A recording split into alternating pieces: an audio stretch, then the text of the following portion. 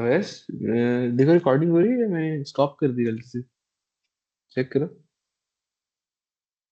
Recording हो रही है, स्टॉप नहीं की तुमने? अच्छा, लो भी पावर आया हुआ है। सही है। अच्छा, शराम कह रहा है कि 5 मिनट में स्टार्ट करो।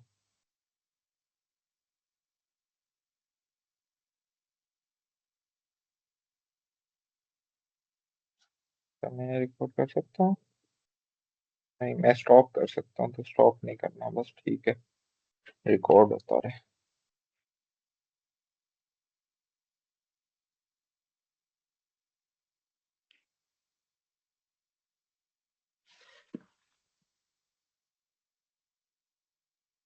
अच्छा भाई, फिर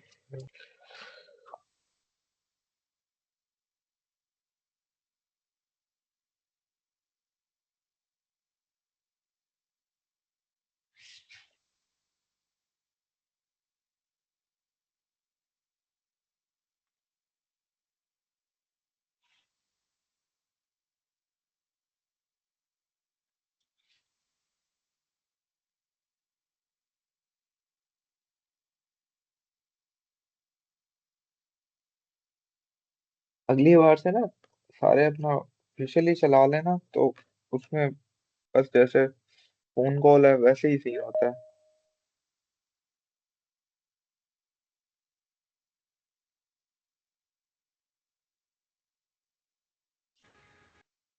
लॉबी डिसेबल कर देना वैस।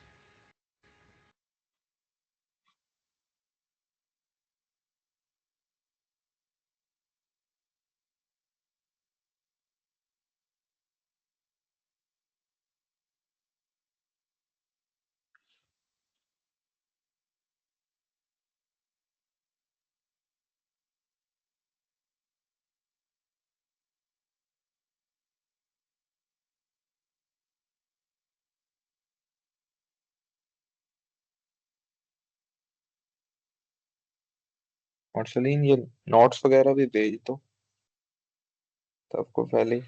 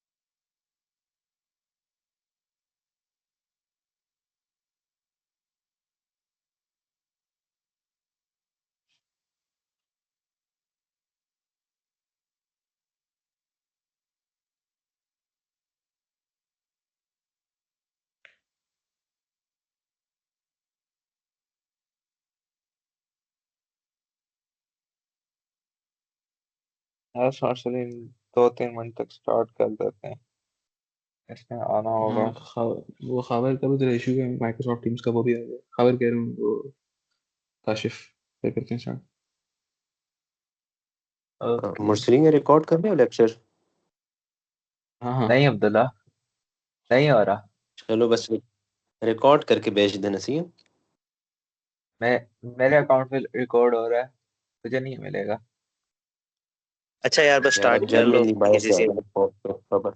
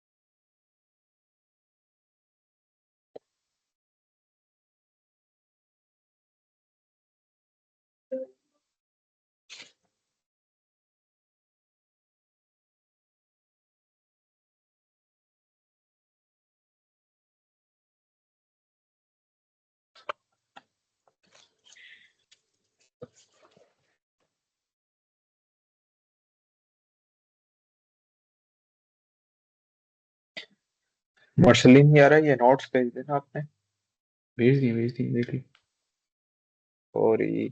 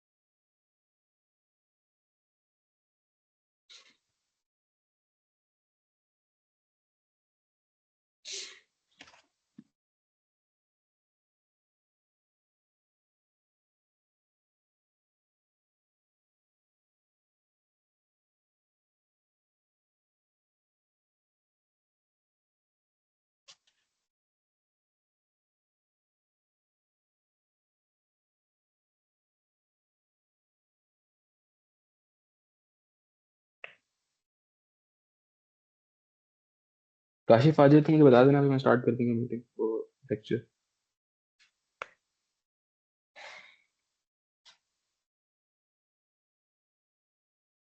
सलीम भाई, हम कौन सा लेक्चर स्टार्ट करेंगे? लेक्चर 5? हाँ, ये डिजाइन ऑफ कॉलम से शुरू करेंगे, मिड्स के बाद जहाँ से किया है। कब बनाने शुरू करना है, या अभी तो शुरू तो नहीं ना की कोई? नहीं, बस एक बंदे का वेट है, आज तक करते हैं स्टार्ट। उससे पहले कोई लेक्चर नहीं हुआ है, पहला लेक्चर है। डॉक्स डॉक्स कब पढ़ाना शुरू करेंगे? डॉक्स डॉक्स इसे देखते हैं यार, डॉक्स भी नेक्स्ट वीक में ट्राई करते हैं। चलें, गुड हो गया। हाँ, सही है।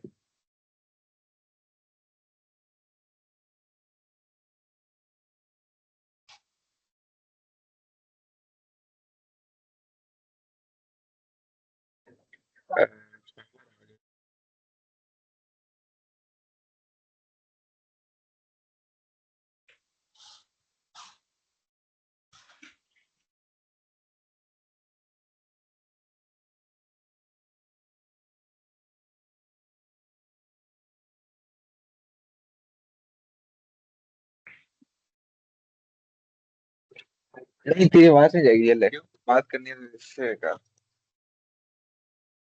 यकीन नहीं लगता। हेलो, अस्सलाम वालेकुम। शेराम भाई, हेलो। हाय शेराम। बस सलीन ही होना होगा यार हेलो, फिर। कैसे हो शेराम भाई? यार सही से पढ़ो, ठीक है ना? और तंग वंग नहीं करना मुसलिन भाई को। ये मैं आया हूँ इधर से, कोई भी यानी मसला मुझे तो वसला ये भी जिसने नहीं भी पता किया वो ना, क्या पढ़ा रहे हैं। जिसने भी मुझे ये भी जिसने नहीं भी पता मसला किया, क्लास नाम कौन सी नोट है। कर देना, ठीक है ना? अगली दफा फिर क्लास नहीं होगी उसकी। हाँ हाँ, इधर सही लाइन है। पे नाम नोट करो, ठीक है? हाँ, टेक सही चार्ज। बात है। ये दो बंदे बहुत खराब होते हैं, हमजा खालिद और मुझी। यही सवाल पूछ पूछ मार देते हैं।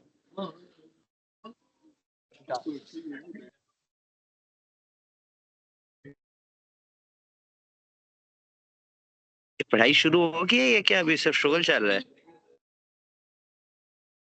एक भाई लेक्चर एक पूरा अच्छा बंदे का सही है यार, एक स्टार्ट बंदे करो। का वेट हो रहा है, बस वो आ जाए यार। वो एक मिनट पूछ कौन? मेरी बात। यार काशिफ, उसने बड़ी रिक्वेस्ट की थी लेक्चर की, तो यार खबर था, उसका। खबर आ गई क्लास में। नहीं, काशिफ काशिफ उसका वो इशू कह रहा है जरा। ये ऑफिशियल ग्रुप में ना भेज दी जाए लिंक। वेरी अच्छा वैसे। हाँ, वो कंट्रोल कर ली फिर ऑफिशियल ग्रुप में। एक बंदा ऐसा आ चलो गया आना। ना, इस मीटिंग पे कंट्रोल नहीं है किसी का। अच्छा यार, अब बताना जब शुरू होने लगे तो मैं फिर सुनना शुरू करूं। ओके चौधरी साहब।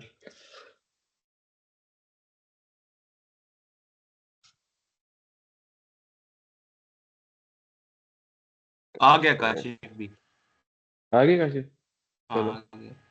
एक मिनट से पूछ ले उसको आवाज भी आ रही है नहीं तेरे से कांटेक्ट में। भट्टा जी, आवाज आ रही है तो माइक खोल लो।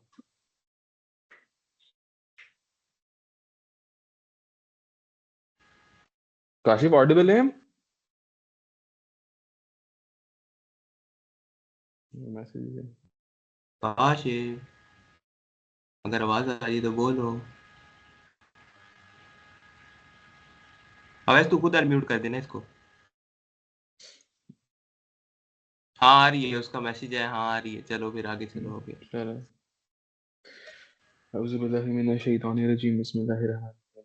आज हम पढ़ेंगे डिज़ाइन ऑफ कॉलम्स। इसके अंदर हम सिंपल कॉलम्स का डिज़ाइन भी देखेंगे, हम रिस्ट्रेंट कॉलम्स का डिज़ाइन भी देखेंगे, हम बिल्ट अप कॉलम्स का डिज़ाइन भी देखेंगे, और हम क्या कहते हैं स्लेंडर एलिमेंट्स वाले कॉलम का डिज़ाइन भी देखेंगे, और लेसिंग वगैरह सब। काफ़ी कॉम्प्रिहेंसिव लेक्चर है। पहली वाली एग्जांपल से स्टार्ट करते हैं। Using Fi is equal to 50 KSI, select the lightest W14 available for the service column loads. PD is equal to 130 kip and PL is equal to 210 kip. KL is equal to 10 feet. अब पहला पहला हमारा क्या step होता है? Load combination. तो हमें पता है कि इस सिनेरियो में कौन सा लगता है, 1.2 times dead load plus 1.6 times live load. तो उसी से हमारे पास डिमांड निकल आई। अब डिमांड हमारे पास कितनी है? 492 किप्स। इसके अगेंस्ट हमने कौन सा सेक्शन चूज करना है? हमने इसके अगेंस्ट सेक्शन चूज करना है W14। ठीक हो गया? इन्होंने हमें कहा है आपने W14 चूज करना है। अच्छा, तो अब आप कॉलम के डिजाइन का क्या प्रोसीजर होता है? आप पहले पहले डिमांड निकालने के बाद ना, आप एक रीजनेबल स्लेंडरनेस रेशियो लेते हो। ठीक है? स्लेंडरनेस रेशियो क्या होती है? हमने मिड से पहले भी की थी, KL/R। ठीक है? ये स्लेंडरनेस रेशियो है जिसमें R आपको बस रेडियस ऑफ गायरेशन है, K वही फैक्टर है जो डिपेंड करता है सपोर्ट की नेचर पे, और L तो आपके पास लेंथ होती है, फन ब्रेस लेंथ। तो आपके पास क्या कहते हैं, आपने एक सूटेबल वैल्यू ज्यूम करनी होती है स्टार्ट में डिजाइन के। तो 40 से 60 की रेंज जो है ना, ये एक अच्छी रेंज है जिसमें आप क्या कहते हैं कॉलम्स डिजाइन करते हो, और अमूमन जो प्रैक्टिकल कॉलम्स भी होते हैं वो इसी रेंज के अंदर होते हैं। तो 40 से 60 की रेंज में हमने KL/R की वैल्यू को एज्यूम करनी होती है। तो हम 50 एज्यूम किया करते हैं नॉर्मली डिजाइन के लिए। तो हमने इस क्वेश्चन में भी KL/R की वैल्यू 50 एज्यूम कर ली, और जितने भी क्वेश्चंस करेंगे उसमें भी वैल्यू एज्यूम करेंगे, अनलेस उन्होंने कोई और रिक्वायरमेंट मांगी हुई है जिसकी वजह से हमें चेंज करनी पड़ी वैल्यू। नॉर्मली हम यूज करेंगे KL/R इज इक्वल टू 50। ठीक है? तो हमने स्लेंडरनेस रेशियो एज्यूम की। उसके बाद हमने फाइंड करना है आइलर्स बकलिंग स्ट्रेस, जो हमने शुरू में FE फाइंड कर रहे थे, पाई स्क्वायर E/KL/R स्क्वायर। ई हमें पता है 29,000 KSI होता है, KL/R हमने एज्यूम की हुई है 50 स्क्वायर। तो हमारे पास FE की वैल्यू आ गई कितनी? 114.37 KSI।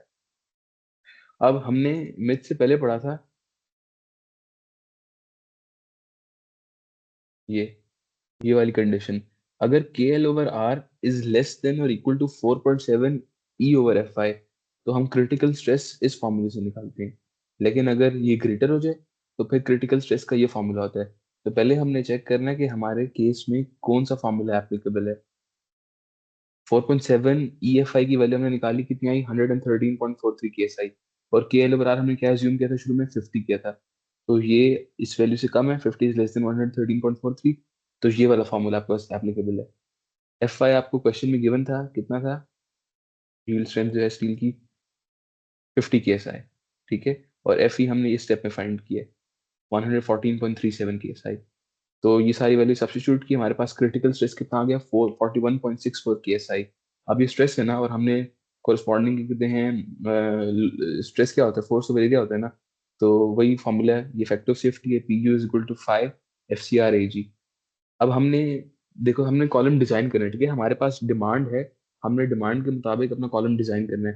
तो हमें सबसे इंपॉर्टेंट चीज है जिसकी बेसिस पे पूरा हमारा डिजाइन होगा, हमें एरिया चाहिए। हमारा जो कॉलम होगा कितना एरिया होगा जो उस लोड को रेजिस्ट करेगा। तो हम ये सारा प्रोसेस जो कर रहे हैं, हम एक एरिया की एस्टिमेशन के लिए कर रहे हैं। तो हमारे पास डिमांड कितनी थी? 492 किप्स। ठीक है? तो इस फॉर्मूले को रीअरेंज किया, 492 divided by factor of safety हमारे पास कितना होता है 0.9। इस इक्वेशन के अंदर हमारे पास 0.9 है फैक्टर ऑफ सेफ्टी, और हमने क्या कहते हैं क्रिटिकल अभी फाइंड किया 41.64। तो हमारे पास रिक्वायर्ड एरिया कितना आ गया 13.12 इंच स्क्वायर। तो हमने जो स्लेंडरनेस की रीजनेबल वैल्यू एज्यूम की थी, उस वैल्यू पे हमें इतना एरिया चाहिए इस लोड को रेजिस्ट करने के लिए, 13.12 इंच स्क्वायर। अब हमें 13.12 इंच स्क्वायर की कॉरेस्पॉन्डिंग W14 उन्होंने कहा था ना हमें क्वेश्चन में, हमने सेक्शंस लेने हैं। तो जोन सा सेक्शन की कहते हैं हमारी जो लाइटेस्ट सेक्शन हमारी की कहते हैं रिक्वायरमेंट पूरी करेगा, वही हम चूज कर लेंगे। अब रिक्वायरमेंट को सेक्शन कैसे पूरी करेगा, वो सारे चेक्स आपके पास सेटिस्फाई करे, local slenderness check, global buckling check और capacity is greater than demand. ये 3 चेक्स अगर वो सेटिस्फाई कर रहा है तो इसका मतलब है वो सेक्शन ओके है, and it has to be the lightest. तो अब हमने 13.12, अब ये तो याद ही होगा सबको कि कैसे करते थे। यहाँ पे आप W14 पे जाओ, ठीक है, उसके मुताबिक आप देख लो कि कौन सा लाइटेस्ट बन रहा है, ठीक है, उस एरिया के नजदीक नजदीक। अब मैं ये करके नहीं दिखा रहा, ये काफी बार हमने किया हुआ पहले। तो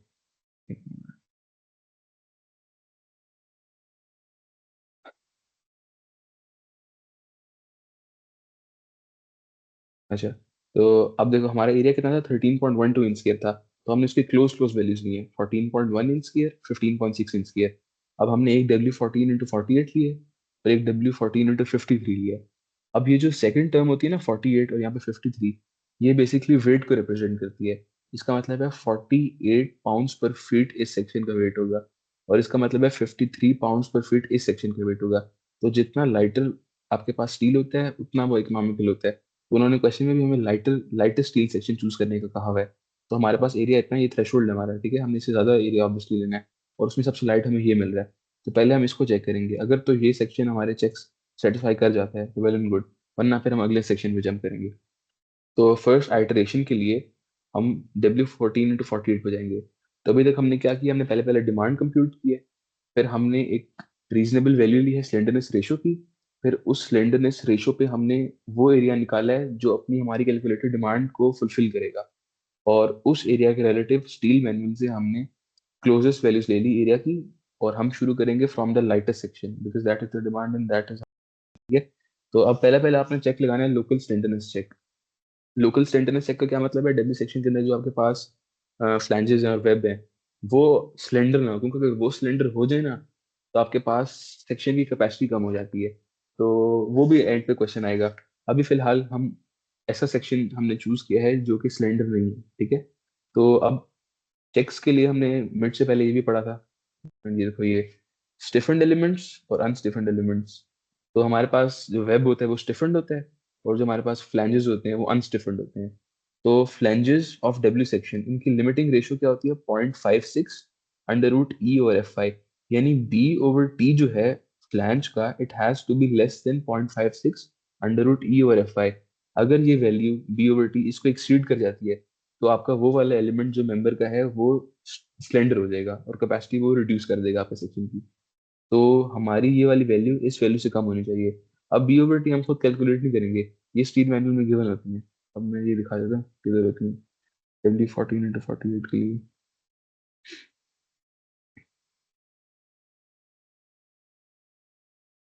ये देखो W14 इंटू 48 ये हमारे पास है, ठीक है, ये W14 इंटू 48।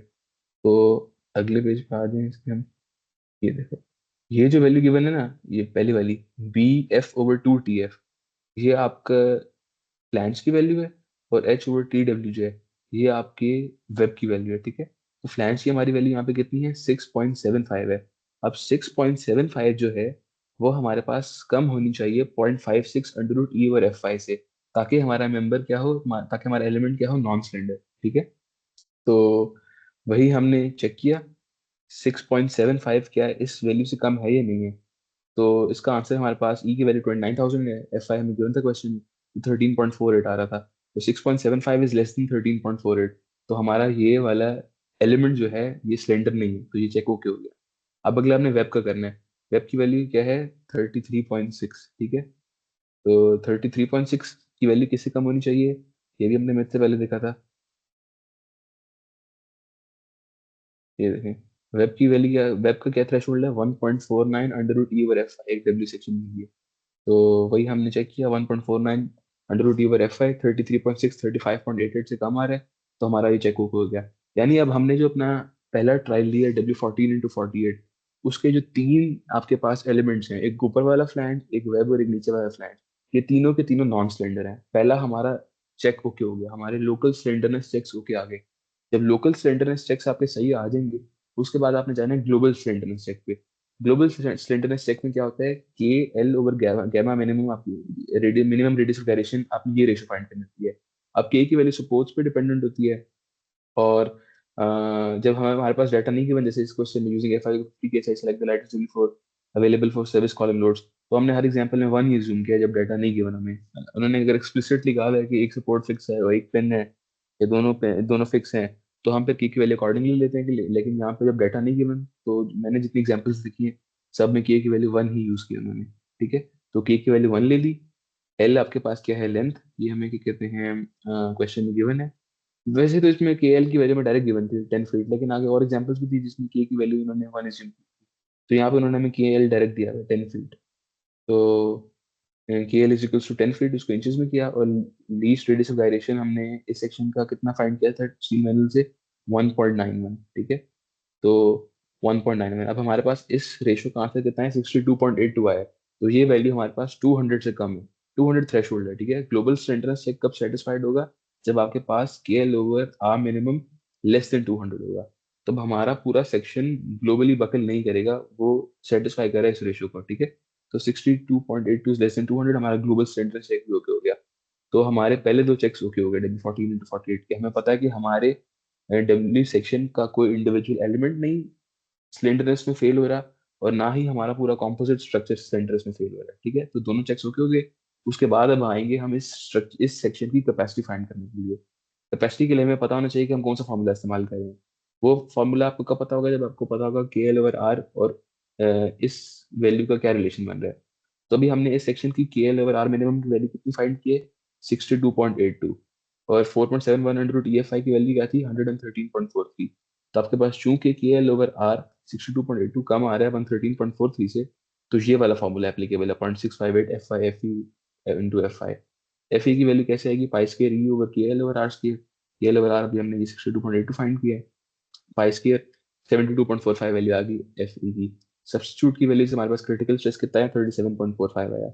अब वही हमारे पास क्या कहते हैं कैपेसिटी का फॉर्मूला, 5 FCR इंटू ए जी 0.9 इंटू 37.45 इंटू 14.10, जो इस सेक्शन का हमारे पास क्या कहते हैं एरिया था।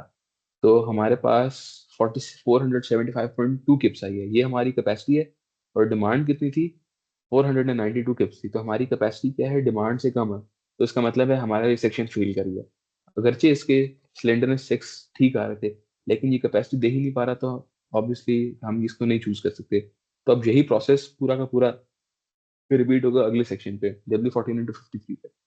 अगर इस पे सारे चेक्स होके आ गए तो हम यही चूज कर लेंगे, वरना इससे अगला हैवी जो होगा हम वो लेंगे। तो ये आइटरेटिव प्रोसेस है, जब तक आपके पास सारे चेक्स होके नहीं आते आपने ये परफॉर्म करना है पूरा प्रोसेस।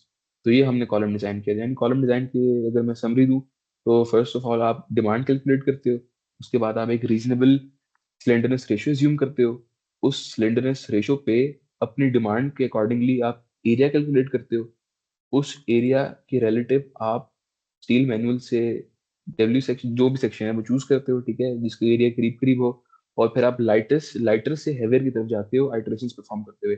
आइटरेशंस में आपने कौन कौन सी चेक्स देखनी है, लोकल स्लेंडरनेस चेक्स हर एलिमेंट के, फिर ग्लोबल स्लेंडरनेस चेक, उसके बाद कैपेसिटी चेक। ये तीनों चेक्स जिस लाइटर सेक्शन के होके आएंगे वही आपने क्या कहते हैं प्रोवाइड कर देना है एज पर योर डिजाइन। तो ये हमारे पास एक सिंपल कॉलम का डिजाइन किया, कोई बिल्टअप सेक्शन नहीं था, कोई इसके अंदर क्या कहते हैं रिस्ट्रेंट्स नहीं थी, सिंपल सा हमारे पास क्या कहते हैं कॉलम था जिसका हमने डिजाइन किया, केएल की वैल्यू गिवन थी और उसी पे हमने प्रोसीड किया। तो इसमें कोई क्वेश्चन है तो पूछ लो, सादा कॉलम के डिजाइन में।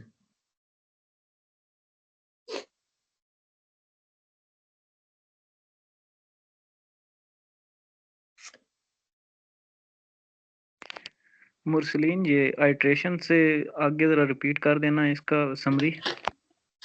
आपने अपना जब क्या कहते हैं सेक्शन स्टील मैनुअल से चूज कर लिया कि हाँ ये मेरा पोटेंशियल कैंडिडेट है, तो आपने जो लाइटेस्ट होगा ना उसके पहले पहले लोकल स्लेंडरनेस चेक लगाने हैं। अगर हमने डब्ल्यू सेक्शन चूज किया है तो आपने फ्लैंजेस देखने हैं कि नॉन स्लेंडर है या नहीं, आपने देखना है वेब नॉन स्लेंडर है या नहीं। अगर ये दोनों नॉन सिलेंडर हैं तो आपका लोकल स्लेंडरनेस चेक ओके आ गया। उसके बाद अगला स्टेप है ग्लोबल स्लेंडरनेस चेक। आपने पूरे स्ट्रक्चर की स्लेंडरनेस रेशियो चेक करनी है, वो 200 से कम होनी चाहिए। अगर वो चेक भी ओके हो गया, फिर आपने कैपेसिटी निकालनी है। कैपेसिटी कैसे निकालनी है? पहले आपने पता करना है कि कौन सा फॉर्मूला लगेगा। उसके लिए आपने के एल ओवर आर को इस 4.71 under root E over F I से कंपेयर करना है। जो सी इक्वेशन एप्लीकेबल होगी उसके अंदर वैल्यू सब्स्टिट्यूट करनी है, आपके पास क्रिटिकल स्ट्रेस आ जाएगा। क्रिटिकल स्ट्रेस आ गया, आपने कैपेसिटी निकालनी है। अगर वो डिमांड से ज्यादा है तो ओके, वरना रिवाइज करो। ये प्रोसेस है। ओके। ठीक है, और क्वेश्चन किसी का? ये मुझे बता दें क्या हुआ? चेक में ये जो वेब वाला है ये कौन सा वाला? लोकल बकलिंग चेक में ये जो वेब वाला है इसमें ये हाँ 33.6 33.6 कहाँ से है ये पूछ रहे हो? ये देखो, ये गिवन है 33.6। W14 into 48 के लिए H over TW, वेब का कंपैक्ट सेक्शन क्राइटेरिया 33.6 यहाँ से है। यही क्वेश्चन था या कुछ और हो पूछा गया है? ठीक। ये पूछना और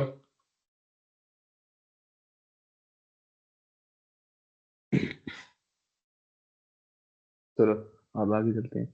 अब अगली एग्जांपल हम करेंगे उसकी। अच्छा, सर ने इसमें सारी एग्जांपल्स नहीं करवाई हुई हमें क्लास में सॉल्व। मेरे ख्याल है कोर्स ज्यादा था, सर तेजी से करवाया था। तो कुछ एग्जांपल्स नोट्स से देख लेना, जो नोट्स में नहीं है वो फिर यहीं से देख लेना स्लाइड से। ये एग्जाम्पल टू सर ने नहीं कर, मैं एब्सेंट था खैर इस दिन जिस दिन ये हुई थी, तो आई डोंट नो इसके बारे में। लेकिन ये है वैसी कि आपने देखो लाइटेस्ट डब्ल्यू सेक्शन चूज करना है, सारी कंडीशंस पीछे वाली हैं। अब यहाँ पे अगले क्वेश्चन, अगले पार्ट में डब्ल्यू सेक्शन की जगह रेक्टेंगुलर या स्क्वायर एचएसएस चूज करना है, फिर राउंड एचएसएस चूज करना है, फिर सेटिस्फैक्टरी पाइप सेक्शन लेना है, यील्ड स्ट्रेंथ्स भी गिवन है, यानी सारा डाटा अवेलेबल है। वही प्रोसीजर रिपीट होगा पहले वाला। तो ये सारे एक बार खुद देख लेना।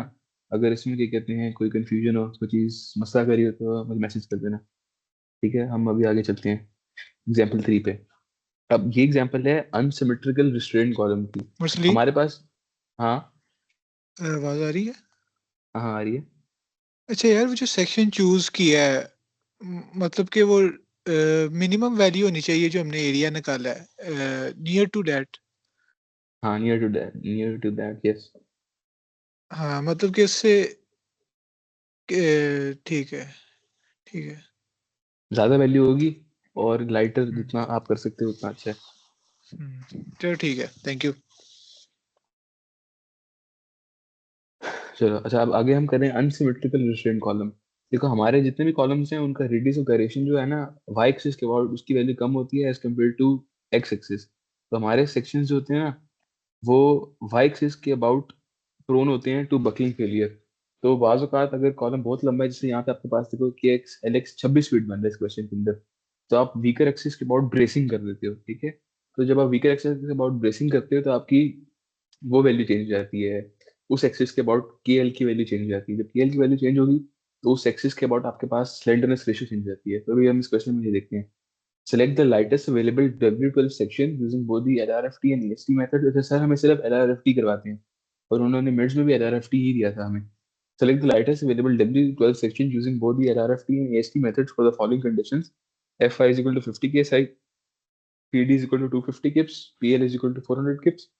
ये देखो, ये x एक्सिस के अबाउट KL कितना है, 26 फीट है, और y एक्सिस के अबाउट KL कितना, 13 फीट है। तो y एक्सिस के अबाउट आधा है as compare to x axis. तो इसका मतलब है कॉलम के मिडल में ना ब्रेसिंग की हुई है उन्होंने y एक्सिस को स्ट्रॉन्ग करने के लिए, क्योंकि वो वीकर होता है, उसको वैसे कैपेसिटी अपने पास कम आती है। तो अगर उसको ब्रेस कर दिया तो या तो लिमिटिंग वैल्यू बढ़ जाएगी अगर यही गवर्न कर रहा है, या इसकी वैल्यू आ जाएगी जो डेफिनेटली अनब्रेस्ड के वाई एल वाई से ग्रेटर ही होगी। तो अभी हम इस क्वेश्चन में देखते हैं इसे। वही हमने क्या कहते हैं डिमांड कैलकुलेट की 1.2 प्लस 1.6 940 किप्स आ गई।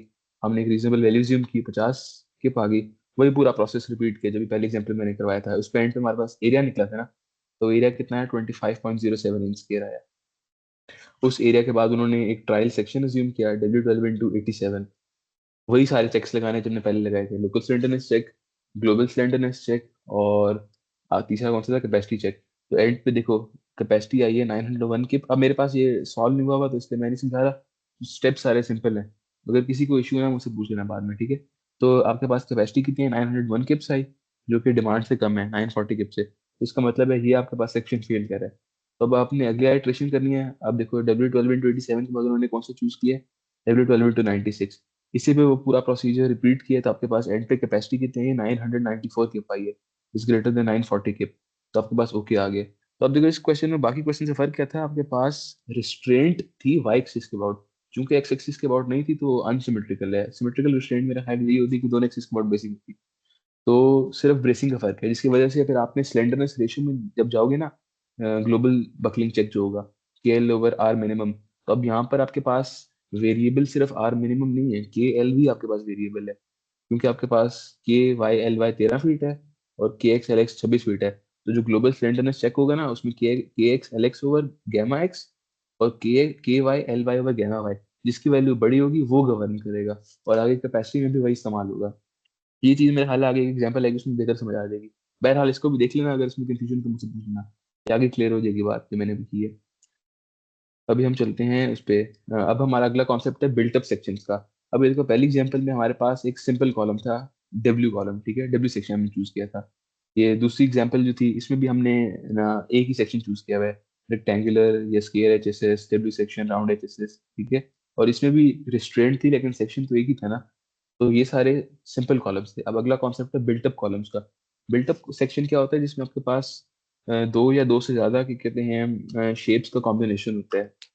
पिरामिड का जो क्वेश्चन था आपके पास डिजाइन वाला, जिसमें एंगल्स हमने चार अरेंज करने थे, वो भी एक बिल्टअप सेक्शन था। वो जो टेंशन मेंबर हमने डिजाइन किया था ना, अब हम बिल्टअप कंप्रेशन मेंबर्स की तरफ आ रहे हैं। तो बिल्टअप सेक्शंस जो कॉलम्स के लिए हैं वो दो तरह के हो सकते हैं। एक आपके पास कंटिन्यूसली कनेक्टेड बिल्टअप सेक्शंस होंगे, एक आपके पास स्प्रेड कनेक्टेड बिल्टअप कनेक्शंस होंगे।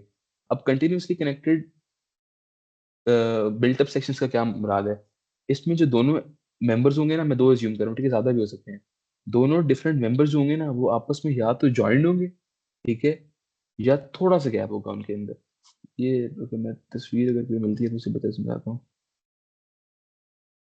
हाँ देखो, अब जैसे ये वाला है, एक पिक्चर देखो, बीच में आपके पास एक डब्ल्यू सेक्शन है, ठीक है, ये, और ऊपर एक प्लेट ऊपर लगी हुई है, एक प्लेट नीचे लगी हुई है। अब देखो इसमें तीन मेंबर्स हैं, एक डब्ल्यू सेक्शन है और दो आपके पास कवर प्लेट्स हैं, और आपस में वो कनेक्टेड है डायरेक्टली। देखो डायरेक्ट कांटेक्ट है दोनों का, देख रहे हो, इस वेब का, इस फ्लैंज का कवर प्लेट का कांटेक्ट यहाँ पे है वोल्ट्स के थ्रू, और इधर है। तो ये तीनों आपस में कनेक्टेड है, ठीक है। तो इस तरह के बिल्टअप सेक्शन को हम कहते हैं कंटिन्यूसली कनेक्टेड बिल्टअप सेक्शन। दूसरी टाइप जो बिल्टअप सेक्शन की है वो है स्प्रेड कनेक्टेड, जिसमें डायरेक्ट कनेक्शन नहीं होता। जैसे अब देखो, एक चैनल आपके पास ये लगा हुआ है ऊपर, एक चैनल ये लगा हुआ है, इन दोनों का आपस में डायरेक्ट कांटेक्ट कोई नहीं है, इनको टाई प्लेट्स के थ्रू कनेक्ट किया हुआ है और लेसिंग के थ्रू कनेक्ट किया हुआ है। तो इस तरह के जो आपके पास कितने बिल्टअप सेक्शंस होते हैं उन्हें आप कहते हो स्प्रेड कनेक्टेड बिल्टअप सेक्शंस। तो दो तरह के हैं, एक है कंटिन्यूसली कनेक्टेड, एक है स्प्रेड कनेक्टेड। कंटिन्यूसली कनेक्टेड में या डायरेक्ट कांटेक्ट होता है या बहुत हल्का सा गैप होता है। ये तो बहुत बड़ा गैप है ना इनके बीच में, इसको काफी बड़ा गैप है। इस तरह नहीं, या वो डायरेक्टली कनेक्टेड होती है या बहुत थोड़ा सा मिनिमल गैप होता है। और स्प्रेड कनेक्टेड की कॉन्फ़िगरेशन में अच्छा खासा गैप होता है और उनको टाइज और लेसिंग के थ्रू कनेक्ट किए जाते हैं। अभी हम दोनों का डिजाइन करेंगे यहाँ पे, कंटिन्यूसली कनेक्टेड का भी और हम स्प्रेड कनेक्टेड का भी करेंगे। अब कंटिन्यूस कनेक्टेड के लिए ये सारी चीजें एग्जांपल में समझाता हूँ जो लिखी हुई है यहाँ पे। You are to design a column for PD is equal to 750 kips and PL is equal to 1000 kips using Fy is equal to 50 KSI and KL is equal to 14 feet. W12 into 120 is on hand. Design cover plates to be snug tight bolted at 6-inch spacings to the W section as shown in figure 6.7 to enable the column to support the required load. अब हमने एक built up section design करना है। Built up क्यों करना है वो भी एग्जांपल के थ्रू समझ आएगा। अच्छा, पहला स्टेप वही, डिमांड निकालो 1.2 times dead load plus 1.6 times live load. Demand हमारे पास कितने आ गई, 2500 किप्स आ गई। अगला स्टेप क्या है, रीजनेबल एजम्पशन स्लेंडरनेस रेशो की, हमने 50 एज्यूम की। हमने उसकी वैल्यू से एफ ई निकाला, हमने के एल ओवर आर और इसका कंपैरिजन किया, हमें पता चल गया कि कौन सा फॉर्मूला यूज करना है। उस फॉर्मूला में सारी वैल्यू पुट की और हमने क्या कहते हैं फिर रिक्वायर्ड एरिया निकाल लिया, जैसे पिछले सब क्वेश्चंस में किया। तो हमारे पास इस स्लेंडरनेस रेशो पे इस लोड को सपोर्ट करने के लिए कितना एरिया चाहिए, 66.70 इंच के एरिया में चाहिए, ठीक है। अब हमें 67.0 इंच के एरिया चाहिए, लेकिन जब हमारे पास W12 into 120 अवेलेबल है, ठीक है, उसका अपना एरिया कितना है, उसका अपना एरिया 35.2 इंच स्क्वायर। तो रिक्वायर्ड एरिया है आपके पास 66.7 इंच स्क्वायर और अवेलेबल कितना है डब्ल्यू सेक्शन की फॉर्म में 35.2 इंच के। तो इसका मतलब है एक डब्ल्यू सेक्शन अकेला तो लोड नहीं बर्दाश्त कर सकता, वो फेल कर देगा। तब हमें एडिशनल क्या कहते हैं कोई ना कोई मेंबर्स प्रोवाइड करने ताकि एरिया बढ़ जाए। तब हम बिल्टअप सेक्शन की तरफ जा रहे हैं। अब 66.7 और 35.2 का डिफरेंस कितना है 31.5 इंच स्क्वायर, यानी 31.5 इंच स्क्वायर की हमें एडिशनल मेंबर्स प्रोवाइड करने हैं ताकि वो एरिया रिक्वायरमेंट पूरी करें। तो हम अब क्या करेंगे, हम सिंपली कवर प्लेट्स प्रोवाइड कर देंगे। ऊपर वाले फ्लैंज के ऊपर एक कवर प्लेट, नीचे वाले फ्लैंज के ऊपर एक कवर प्लेट, जैसा कि देखो इस फिगर में बना हुआ है। ये डब्ल्यू सेक्शन है, इसका अपना एरिया काफी नहीं है, तो हमें एरिया रिक्वायरमेंट पूरी करने के लिए एक कवर प्लेट ऊपर दे दी है, एक कवर प्लेट नीचे दे दी है, और उनको स्नग टाइट बोल्ट कर दिए, जो हाथों से जो रेंच वगैरह से करते हैं उसे टाइट। एक स्लिप प्लेट के लिए होता है, एक स्नग टाइटेड होता है। चलो उसको आगे हम बात करेंगे। तो अब हमारे पास 31.5 इंच का टोटल एरिया और हम दो प्लेट्स की फॉर्म में दे रहे हैं, राइट। तो एक प्लेट का एरिया कितना हो जाएगा, this divided by 2, 15.75 inch square. तो अगर हम एक प्लेट का एरिया 15.75 इंच स्क्वायर रखें तो उसकी थिकनेस कितनी बनेगी, अगर हम लेंथ उसकी ये कहते हैं वो करें 15.75 लें तो 1.28 इंच बनती है। तो 1.2 इंच अब आपके पास एक प्रैक्टिकल वैल्यू तो नहीं है ना थिकनेस की, तो हम ऐसा करेंगे कि थिकनेस को 1 इंच कर देंगे और जो विड्थ है उसको राउंड अप करके 16 इंच कर देंगे। तब हमारी कवर प्लेट की डायमेंशंस क्या होंगी, 1 इंच इंटू 16 इंच। देखो अब दूसरी दूसरी पॉसिबिलिटी क्या थी, 1.28 इंच इंटू 12.3 उसकी लंबाई। तो वो तो आपके पास एक फिजिबल कॉन्फ़िगरेशन नहीं थी, तो इसलिए हम उसकी तरफ नहीं गए। अब 12.3 आपके पास क्या है यहाँ पे, ये है आपके पास फ्लैंज की विड्थ, ठीक है। तो एक हम पहले सोच रहे थे कि हम अभी तो कवर प्लेट बाहर निकली है मैंने, इस साइड से भी इस साइड से भी, पहले हम कह रहे थे कि कवर प्लेट यहीं तक बना दें, ठीक है। 12.3 तक उसको हम लिमिट कर दें। तो 12.3 तक अगर हम उसको लिमिट करते तो हमारे पास थिकनेस कितनी बनती, 1.28 इंच बनती। तो 1.2 इंच की तो प्लेट नहीं होती ना, तो इसलिए हमने कहा कि हम उसको 16 इंच कर देते हैं कवर प्लेट को। कुछ हिस्सा यहाँ से निकाल लेंगे, कुछ हिस्सा यहाँ से निकाल लेंगे, और उसकी थिकनेस हम 1 इंच कर देते हैं। तो अब एक सूटेबल हमारे पास कॉन्फ़िगरेशन है कवर प्लेट की, 1 इंच इंटू 16 इंच, ठीक है। देखो 1.58 इंच यहाँ से प्रोट्रूड करी है और यहाँ से बाकी 1.58 इंच निकल रही है। तो हमने अपनी कॉन्फ़िगरेशन की कितने हैं, अब हमारे पास कितना एरिया बन रहा है, 35.2 किसका था, डब्ल्यू सेक्शन का, और हमने 16 इंच की दो प्लेट्स दी हैं, राइट। तो 32 यहाँ से आ गया।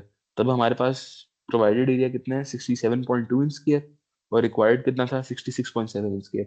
तब हमारा प्रोवाइडेड रिक्वायर्ड से ज़्यादा है, तब हम ओके हैं, ठीक है। तो हमने अपना अब सेक्शन डिजाइन कर लिया है, बिल्ट अप सेक्शन। अगला प्रोसेस है वही इसके सारे चेक्स लगाने का कि क्या इसके चेक सेटिस्फाई हो रहे हैं। अगर चेक सेटिस्फाई हो रहे हैं तो वेल एंड गुड, बना आपको फिर कोई और कॉन्फ़िगरेशन सोचनी पड़ेगी।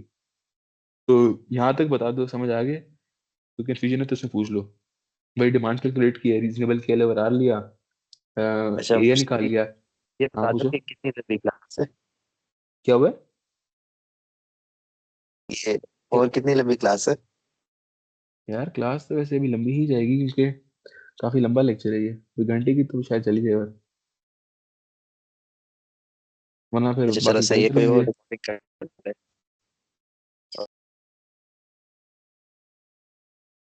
अच्छा तो अ, हाँ, हमारे पास के कितने जो रिक्वायर्ड एरिया था वो हमारे अवेलेबल सेक्शन से कम था, वो ज़्यादा था, तो हमने इसलिए फिर एडिशनल दो कवर प्लेट्स दे दी। अब हमने चेक करना है कि हमारा ये डिज़ाइन सारे चेक्स को सेटिस्फाई कर रहा है या नहीं कर रहा है, ठीक है। तो पहला पहला हमारा चेक कौन सा होता है, लोकल स्टैंडर्डनेस चेक। अब इसमें लोकल स्टैंडर्डनेस चेक में सर ने कहा था खुद कर लेना आप, तो सर ने हमें इसका करवाया था कवर प्लेट का, ये वाला चेक। तो उसकी BF/T की रेशो होती है ना, तो आपके पास क्या कहते हैं ये प्रोट्रूजन कितनी थी, 1.85 इंचेस थी, थिकनेस इसकी 1 इंच थी। तो BF/T आपके पास 1.85 आया, और वो 0.56 √TFI से कम आ रहा था। ये वही है जो इस टेबल में नहीं था, जो मिड से पहले हमने किया था, अभी भी एग्जाम्पल में किया था, इन्हीं के थ्रू किया ये, ठीक है। ये वाला 0.56 √E/FI। देखो ये लेबल भी हुआ हुआ है आपके पास। क्या होता है प्लेट, देखो अगर निकल रही है ना तो B इसकी लंबाई होती है, जैसे इस केस में एक्स्ट्रा है, और T थिकनेस होती है। तो आपने क्या कहते हैं इसका लोकल स्टैंडर्ड से एक्स्ट्रा फिर वही डब्ल्यू सेक्शन है उसके आपने फ्लैंजेस का लगाना है और वेब का लगाना है, और प्लेट चूंकि आइडेंटिकल है तो उसका एक ही बार चेक लगाना है।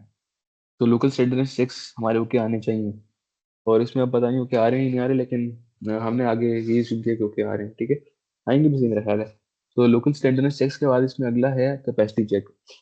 ग्लोबल स्लैंडरनेस चेक के लिए हम बाद में उस पर बात करते हैं, पहले हम निकालते हैं इसकी वो रेडियस ऑफ गायरेशन। अब डब्ल्यू सेक्शन हमारे पास सिर्फ एक होता है बीच वाला, तो उसकी तो हम सिंपल गैमा मिनिमम की वैल्यू निकाल लेते हैं उससे अपने मैनुअल से।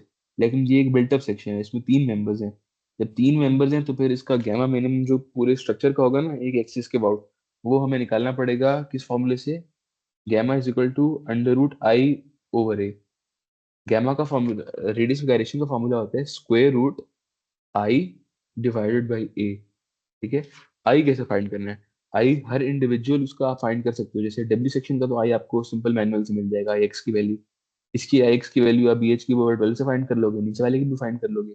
फिर पैरेलल एक्सिस थ्योरम लगाना है। ठीक है, पैरेलल एक्सिस थ्योरम के थ्रू आपके पास आई की कॉम्पोजिट वैल्यू आ जाएगी पूरे स्ट्रक्चर की। उस आई को पूरा जितना अवेलेबल एरिया 67.2 से डिवाइड कर देना है और उसका स्क्वायर रूट ले लेना है। तो ये आपके पास क्या आ जाएगी, radius of gyration. Radius of gyration का फॉर्मूला है basically under root I over A. I कैसे फाइंड करना है, पैरेलल एक्सिस थ्योरम से। ये कई कोर्सेज में हम कर चुके हैं। ठीक है, पैरेलल एक्सिस थ्योरम से हम आई की वैल्यू फाइंड करेंगे और ए की वैल्यू हमारे पास 67.2 है, तो इससे हमारे पास एक्स एक्सिस के अबाउट कितना है, रेडियस ऑफ गायरेशन 6.29 इंच। और आपके पास वाई एक्सिस के अबाउट कितना है, रेडियस ऑफ गायरेशन पूरे स्ट्रक्चर का 3.91 इंच। ठीक है, तो इनको हमने कैलकुलेट किस तरह किया है, gamma is equal to under root I over A. तो उसको ट्राई करना खुद, अगर ये नहीं हो रहा तो फिर मुझसे मांग लेना, मैं कैलकुलेट करके दूँ। ठीक है, वैसे है ये सिंपल ही अगर पैरेलल एक्सिस थ्योरम आता है। तो उसके बाद आपके पास के एक्स एल एक्स की वैल्यू कितनी है, 14/12। के वाई एल वाई की वैल्यू कितनी है, 14/12। गैम एक्स आपने कैलकुलेट करनी है पूरे स्ट्रक्चर के लिए। अब देखो के एक्स एल एक्स के वाई एल वाई दोनों सेम है क्योंकि हमने कोई ब्रेसिंग नहीं दी हुई। ठीक है, पिछले क्वेश्चन में ब्रेसिंग थी तो इसलिए के वाई एल वाई हाफ हुआ हुआ था। तो आपके पास ये दोनों स्लेंडरनेस रेशियोज आ गई। अब इनमें से बड़ी स्लेंडरनेस रेशियो कौन सी आपके पास है, 42.96, राइट। तो ये हमारे पास क्या कहते हैं, वो है फिलहाल गवर्निंग रेशियो है।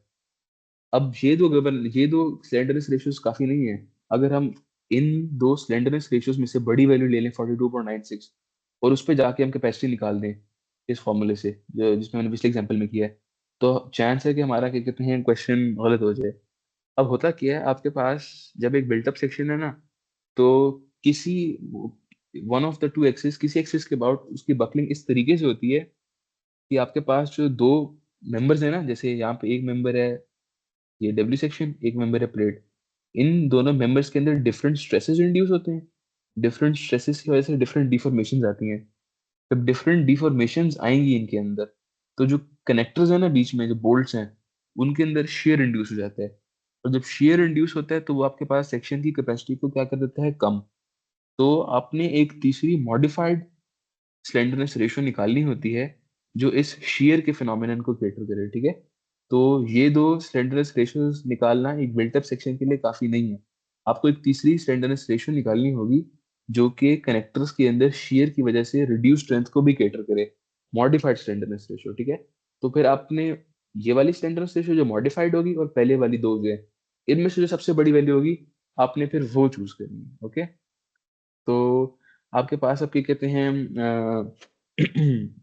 क्या फॉर्मूला है इसका, के एल ओवर आर एम। ठीक है, आपके पास ये क्या है, मॉडिफाइड स्लेंडरनेस रेशियो। इसका फॉर्मूला है के एल ओवर आर नॉट का square plus A over are आई का स्क्वायर। इसमें ये आपके पास डिस्टेंस बिटवीन कनेक्टर्स है। गैमा ये आपके पास जो रेडियस ऑफ गायरेशन है उसका इंडिविजुअल पार्ट्स का, ठीक है, जो कम वैल्यू वाला पार्ट होगा उसका रेडियस ऑफ गायरेशन है। और के एल ओवर आर जो है ना, ये एक्स एक्सिस के अबाउट जो आपके पास स्लेंडरनेस रेशियो वो है, क्योंकि एक्स एक्सिस के अबाउट वो शेयर वाला जो मैंने कॉन्सेप्ट बताया था ना, वो एक्स एक्सिस के अबाउट बकलिंग में आता है। तो इसलिए ये वाली जो आपके पास वैल्यू है स्लेंडरनेस रेशियो की, ये K X L X over gamma X वाली वैल्यू है। तो ये वाली सारी वैल्यूज की वजह से आपके पास एक नई स्लेंडरनेस रेशियो आएगी। फिर उस स्लेंडरनेस रेशियो का कंपैरिजन करेंगे, इनमें से जो बड़ी वैल्यू होगी और जो सबसे बड़ी वैल्यू होगी उसको इस्तेमाल करेंगे। तो अब हम मॉडिफाइड स्लेंडरनेस रेशियो निकालते हैं। पहली टर्म मैंने क्या कहा था, एक्स एक्सिस के अबाउट है इस केस में। तो हमारे पास कितनी आई वो वैल्यू 26.71। तो यहाँ पे 26.71 का स्केयर आ गया। अब ए की वैल्यू हमें क्वेश्चन में गिवन थी, ये देखो, design cover plates to be snug tight bolted at 6 inch spacing. ठीक है, 6 इंच स्पेसिंग। तो वही यहाँ पे हमने 6 की वैल्यू ले ली और गैमा आई जो है वो हम कंप्यूट कर लेते हैं। मैंने गैमा का क्या फॉर्मूला पर बताया था, under root I over A. आई हम निकाल लेते हैं प्लेट का, ये जो हमारे पास है 16 इंटू 1 का क्यूब/12। हम एक्स एक्सिस के अबाउट ही निकाल रहे हैं ये भी, ठीक है, क्योंकि हम पूरा काम एक्स एक्सिस के अबाउट कर रहे हैं। तो gamma I bh^12 divide by area. Area इस प्लेट का कितना है 16 इंटू 1। तो gamma is equal to under root I over A 0.288 आ गया। तो आपके पास गैमा आई की वैल्यू भी आ गई 0.288। तो यहाँ से आपके पास मॉडिफाइड स्लेंडरनेस रेशियो आ गई 33.86। अब देखो ये मॉडिफाइड स्लेंडरनेस रेशियो किस एक्सिस के अबाउट थी, एक्स एक्सिस के अबाउट थी ना, क्योंकि एक्स एक्सिस के अबाउट शेयर आ रहा था इन द कनेक्टर्स। तो ये अब एक मॉडिफाइड वैल्यू है एक्स एक्सिस के अबाउट स्लेंडरनेस रेशियो की। मैंने क्या कहा था, शेयर की वजह से क्या होता है, स्ट्रेंथ कम होती है। स्ट्रेंथ कम होने का क्या मतलब है, स्लेंडरनेस रेशियो इंक्रीज करिए। तो अब ये स्लेंडरनेस रेशियो ग्रेटर होनी चाहिए एक्स एक्सिस के अबाउट स्लेंडरनेस रेशियो से। एक्स एक्सिस के अबाउट पुरानी स्लेंडरनेस रेशियो क्या थी 26.71, और अब नई क्या आ गई है 33.86। तब देखो हम फॉर इंस्टेंस ऐसा होता कि हमारे पास ये वाली वैल्यू जो है ना एक्स एक्सिस के अबाउट, इसी for for instance Y axis के अबाउट हमने ब्रेसिंग की हुई होती है, ठीक है, और एक्स एक्सिस की जो हमारे पास सिलेंडर्स रेशियो वो बड़ी आ रही होती, और हम उस पर डिजाइन कर रहे थे अपना कॉलम, ठीक है, हम बड़े खुश होते कि हमारा कॉलम सेफ है। लेकिन हमने मॉडिफाइड स्टैंडर्ड रेशियो तो कैलकुलेट की नहीं थी उसकी, जो कि इससे ज्यादा आ रही है 26.71। हम समझ रहे थे सेफ है, लेकिन असल में तो 33.86 है, तो आपका कॉलम पहले फेल कर देता। तो इसीलिए एक्स एक्सिस के अबाउट आपने मॉडिफाइड वैल्यू फाइंड किया है 33.86। तो अब 33.86 और वाई एक्सिस के अबाउट कितनी वैल्यू थी 42.96। इनका कंपैरिजन करना है, तो इनमें से कौन सी बड़ी वैल्यू है 42.96। तो हम ये आगे डिजाइन के अंदर इस्तेमाल करेंगे, ठीक है। तो मेजर काम था आपने गवर्निंग स्लेंडरनेस रेशियो फाइंड करनी है। दो रेशियोज तो आपके पास आ गई, एक्स एक्सिस और वाई एक्सिस के अबाउट। फिर एक्स एक्सिस की हमने मॉडिफाइड स्लेंडरनेस रेशियो फाइंड की, और फिर हमने देखा कि कौन सी बड़ी वैल्यू है। तो हमारे पास इस सिनेरियो में ये वाली स्लेंडरनेस रेशियो सबसे बड़ी आ रही है, तो हम आगे इसको इस्तेमाल करेंगे अपनी कैपेसिटी चेक्स के अंदर, ठीक है। अब K Y L Y over R Y आपके पास आ गई है। इसका कंपैरिजन किया हमने 4.71 under root E F I से पिछले एग्जाम्पल में किया था। हमें पता चल गया कौन सी इक्वेशन हमने इस्तेमाल करनी है, ठीक है। एफ आई की वैल्यू हमें क्वेश्चन में गिवन है, एफ ई हमने उसी फॉर्मूले से फाइंड कर लिया, पाई स्केयर ई ओवर के एल ओवर आर का होल स्केयर। एफ आई हमें पता है कितना है, तो क्रिटिकल स्ट्रेस कितना आ गया 43.69 की एस आई। तो क्रिटिकल स्ट्रेस आपके पास आ गया, एरिया आपने शुरू में निकाला था 67.2, आपने अपनी कैपेसिटी निकाल ली। कैपेसिटी हमारी कितनी है 2642.37, और हमारी डिमांड कितनी थी 2500 थी। तो कैपेसिटी हमारी ग्रेटर है डिमांड से, तो हमारा चेक हमारा डिजाइन ओके है। हमारे क्या कहते हैं लोकल स्टैंडर्ड चेक कर भी लेना एक बार इसके, वो भी होपफुली ओके आएंगे, ठीक है। उसके बाद हमने कैपेसिटी चेक लगाया, वो भी हमारे पास क्या आ गया ओके। और इसमें सर ने वैसे ग्लोबल स्लेंडरनेस चेक नहीं करवाया, लेकिन ग्लोबल गवर्निंग रेशियो तो ये वाली बन रही है ना 42.96, तो ये भी 200 से तो कम ही आ रही है। तो मेरा ख्याल है ग्लोबल स्लेंडरनेस चेक वाला भी इसमें ओके हो जाएगा ये, लेकिन मुझे कंफर्म नहीं है, ठीक है। तो प्रोसीजर तो है इसका यही है। तो आपने वही सारा सेम है, डिमांड कैलकुलेट की, रीजनेबल के एल ओवर आर की वैल्यूज यूज की, एरिया आ गया। अब एरिया जो हमारे पास था वो ज़्यादा था, हमारे पास डब्ल्यू सेक्शन कम था, तो हमने दो प्लेट्स प्रोवाइड कर दी, ठीक है, बिल्टअप सेक्शन हमारा बन गया। लोकल स्टैंडर्ड चेक्स लगाए, उसके बाद कैपेसिटी चेक्स लगाए, उसके लिए हमने मॉडिफाइड स्टैंडर्ड रेशियो को कंसिडर किया। फिर जो कंट्रोलिंग वैल्यू बन रही थी उसकी बेसिस पे हमने अपनी कैपेसिटी निकाली। अगर वो डिमांड से ज़्यादा आ रही थी तो आपके पास डिज़ाइन क्या है वो ओके हो गया, ये हो गया। इसमें कोई कंफ्यूजन है तो पूछ लो। ये थोड़ा मुरसलीन, मुश्किल सवाल था, इसमें सवाल होंगे हाँ। यह जो मॉडिफाइड स्लेंडरनेस वैल्यू निकाली है, वो हाँ वाई एक्सिस के बोर्ड नहीं निकालेंगे? नहीं, वो एक्स एक्सिस के बोर्ड निकालेंगे। ये सर ने इसमें कोई क्लास में रीजन भी बताई थी कि एक्स एक्सिस के बोर्ड जब बकलिंग होती है ना, तो स्ट्रेस डिस्ट्रीब्यूशन डिफरेंट होती है प्लेट में और उसमें वेब में, जिसकी वजह से आपके पास कनेक्टर्स के अंदर शेयर आ जाता है। तो इसके लिए एक्स एक्सिस के बोर्ड करते हैं, ओके, नॉट बाय। ठीक है।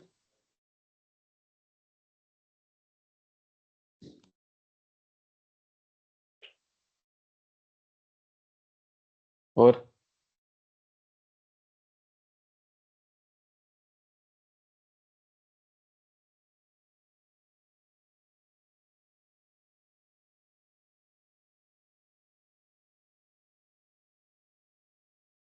आगे समझिए वाला, ये हमारे पास एक कंटिन्यूसली कनेक्टेड बिल्टअप कॉलम था, स्प्रेड कनेक्टेड आगे आएगा।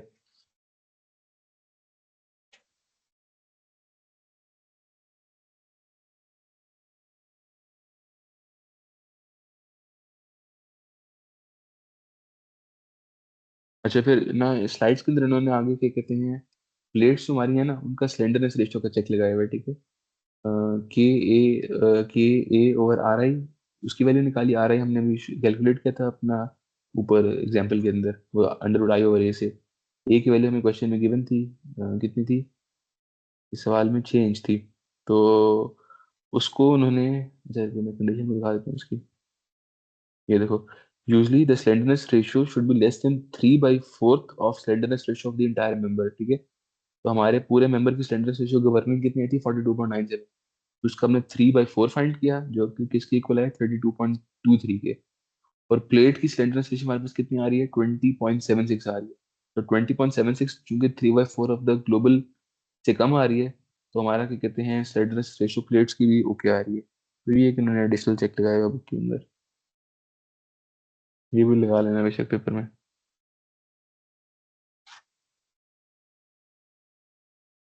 इसमें कोई क्वेश्चन है तो पूछ लो।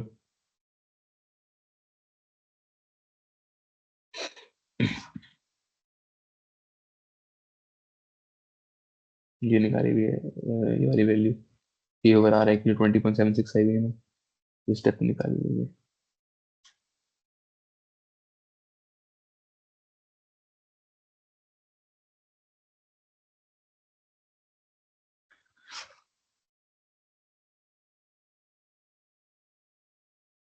ये वही पैरेलल एक्सिस थ्योरम लगा हुआ है गैमा एक्स फाइंड करने के लिए और गैमा वाई फाइंड करने के लिए।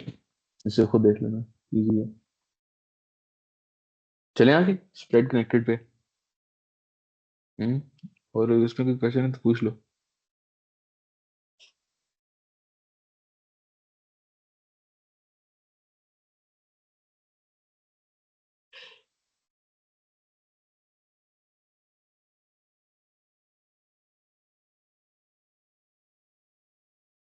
तो चलो हम करते हैं शुरू, स्प्रेड कनेक्टेड एलिमेंट्स।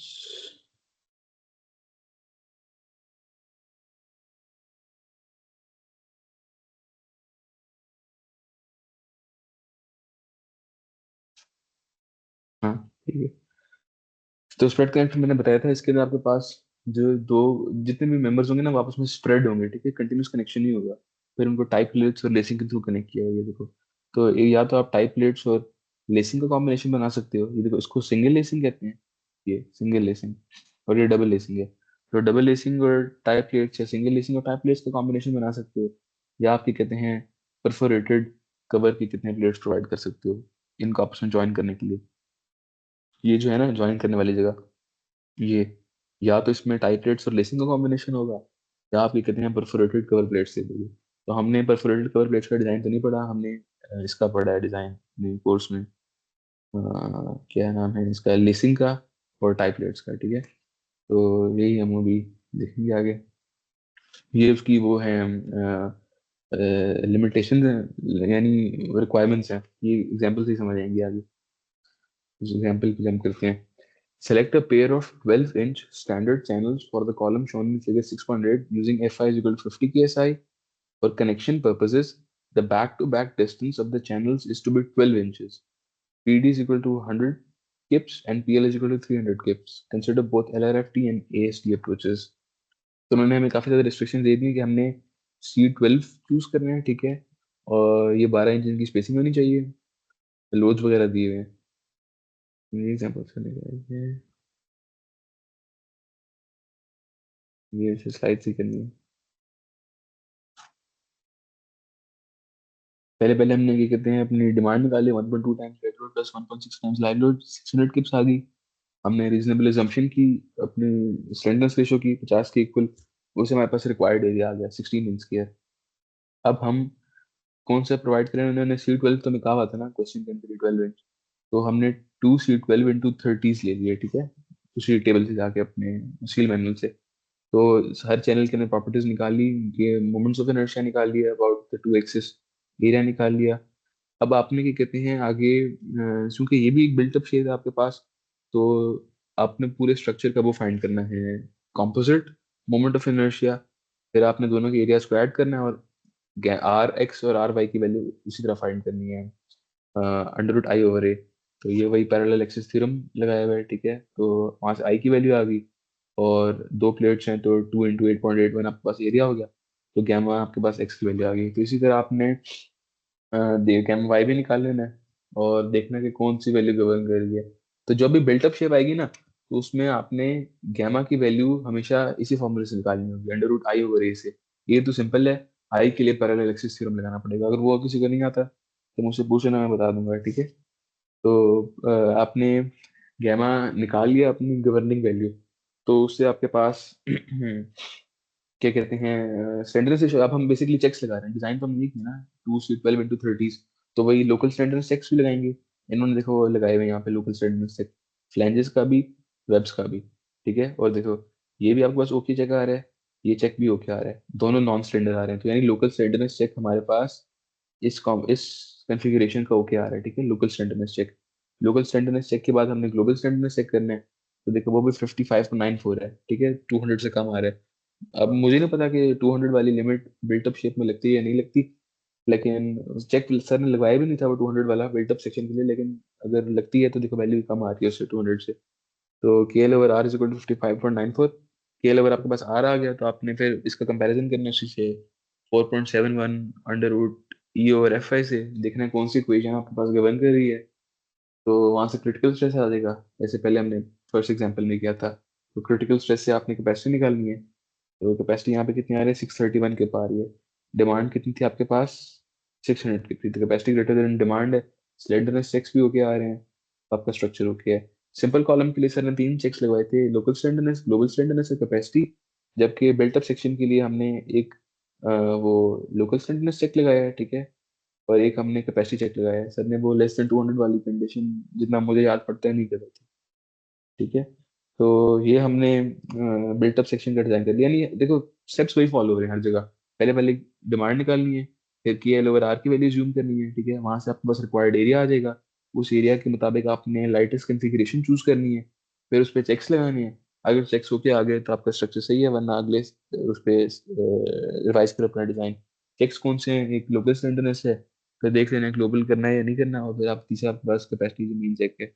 तो बारीकियां क्या हैं आपके पास बिल्टअप सेक्शन के अंदर, आर की वैल्यू आप डायरेक्ट मैन्युअल से नहीं ले सकते, आपको अंडर रूट आई ओवर ए का फॉर्मूला लगाना पड़ेगा, और आई की वैल्यू से फाइंड करनी पड़ेगी अपने वो पैरेलल एक्सिस थ्योरम से। और फिर जैसे आपके पास वो वाला क्वेश्चन था हमारे पास कंटिन्यूसली कनेक्टेड बिल्डअप सेक्शन का, जिसमें शेयर आ सकता है, तो उसमें मॉडिफाइड स्टैंडर्ड सिर्फ एक्स्ट्रा हमने फाइंड की थी। तो इसी तरह ये थोड़े से डिफरेंसेस है, बाकी जनरल प्रोसीजर सेम है। एंड बस कैपेसिटी डिमांड से ग्रेटर होनी चाहिए, और इंडिविजुअल एलिमेंट्स में वो स्लेंडर नहीं होनी चाहिए, और पूरा सेक्शन भी ओके हो रहा हो ग्लोबल बकलिंग के अंदर। तो ये हमने अभी देखो इन 2 चैनल्स का डिजाइन किया, ठीक है।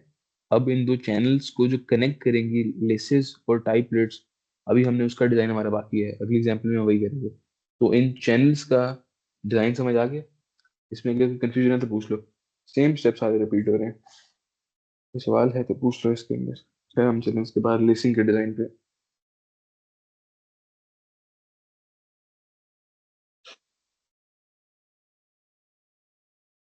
अच्छा, अब हमने करनी है इसकी लेसिंग और टाई प्लेट का design using the AISC specification and 36 KSI steel design bolted single lacing for the column of example 6.5 reference is made to figure 610 assume that 3/4 inch bolts are used, ठीक है। तो उन्होंने कहा है कि हमारे पास ये जो बोल्ट्स हैं ये 3/4 इंच के हैं और सिंगल लेसिंग है, ठीक है, और टाई प्लेट हमें प्रोवाइड करनी ही पड़ती है लेसिंग के साथ।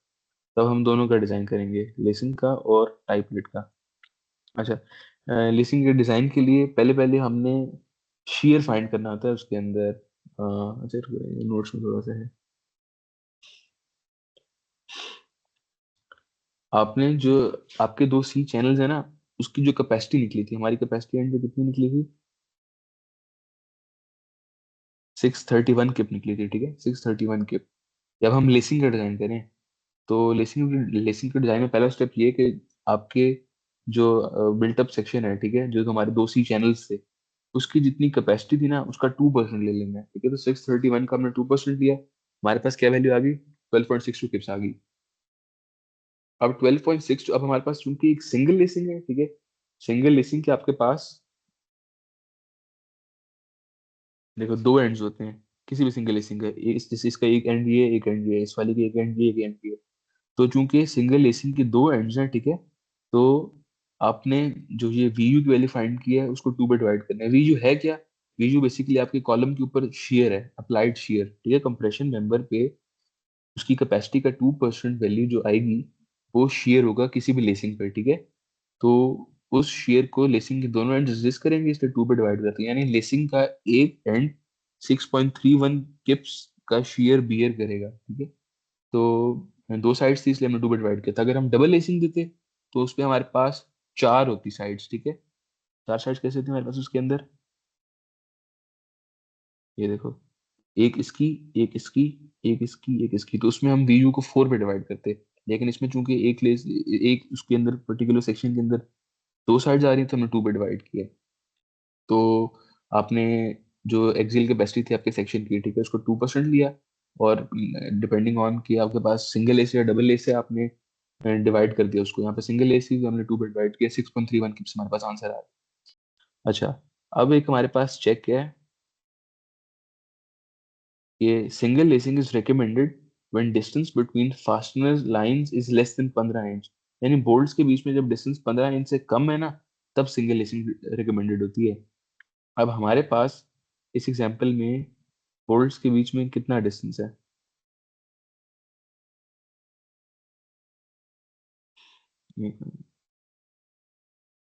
ये देखो, एक आपके पास बोल्ट लाइन ये है, देखो ये बोल्ट लाइन है, और एक बोल्ट लाइन ये है।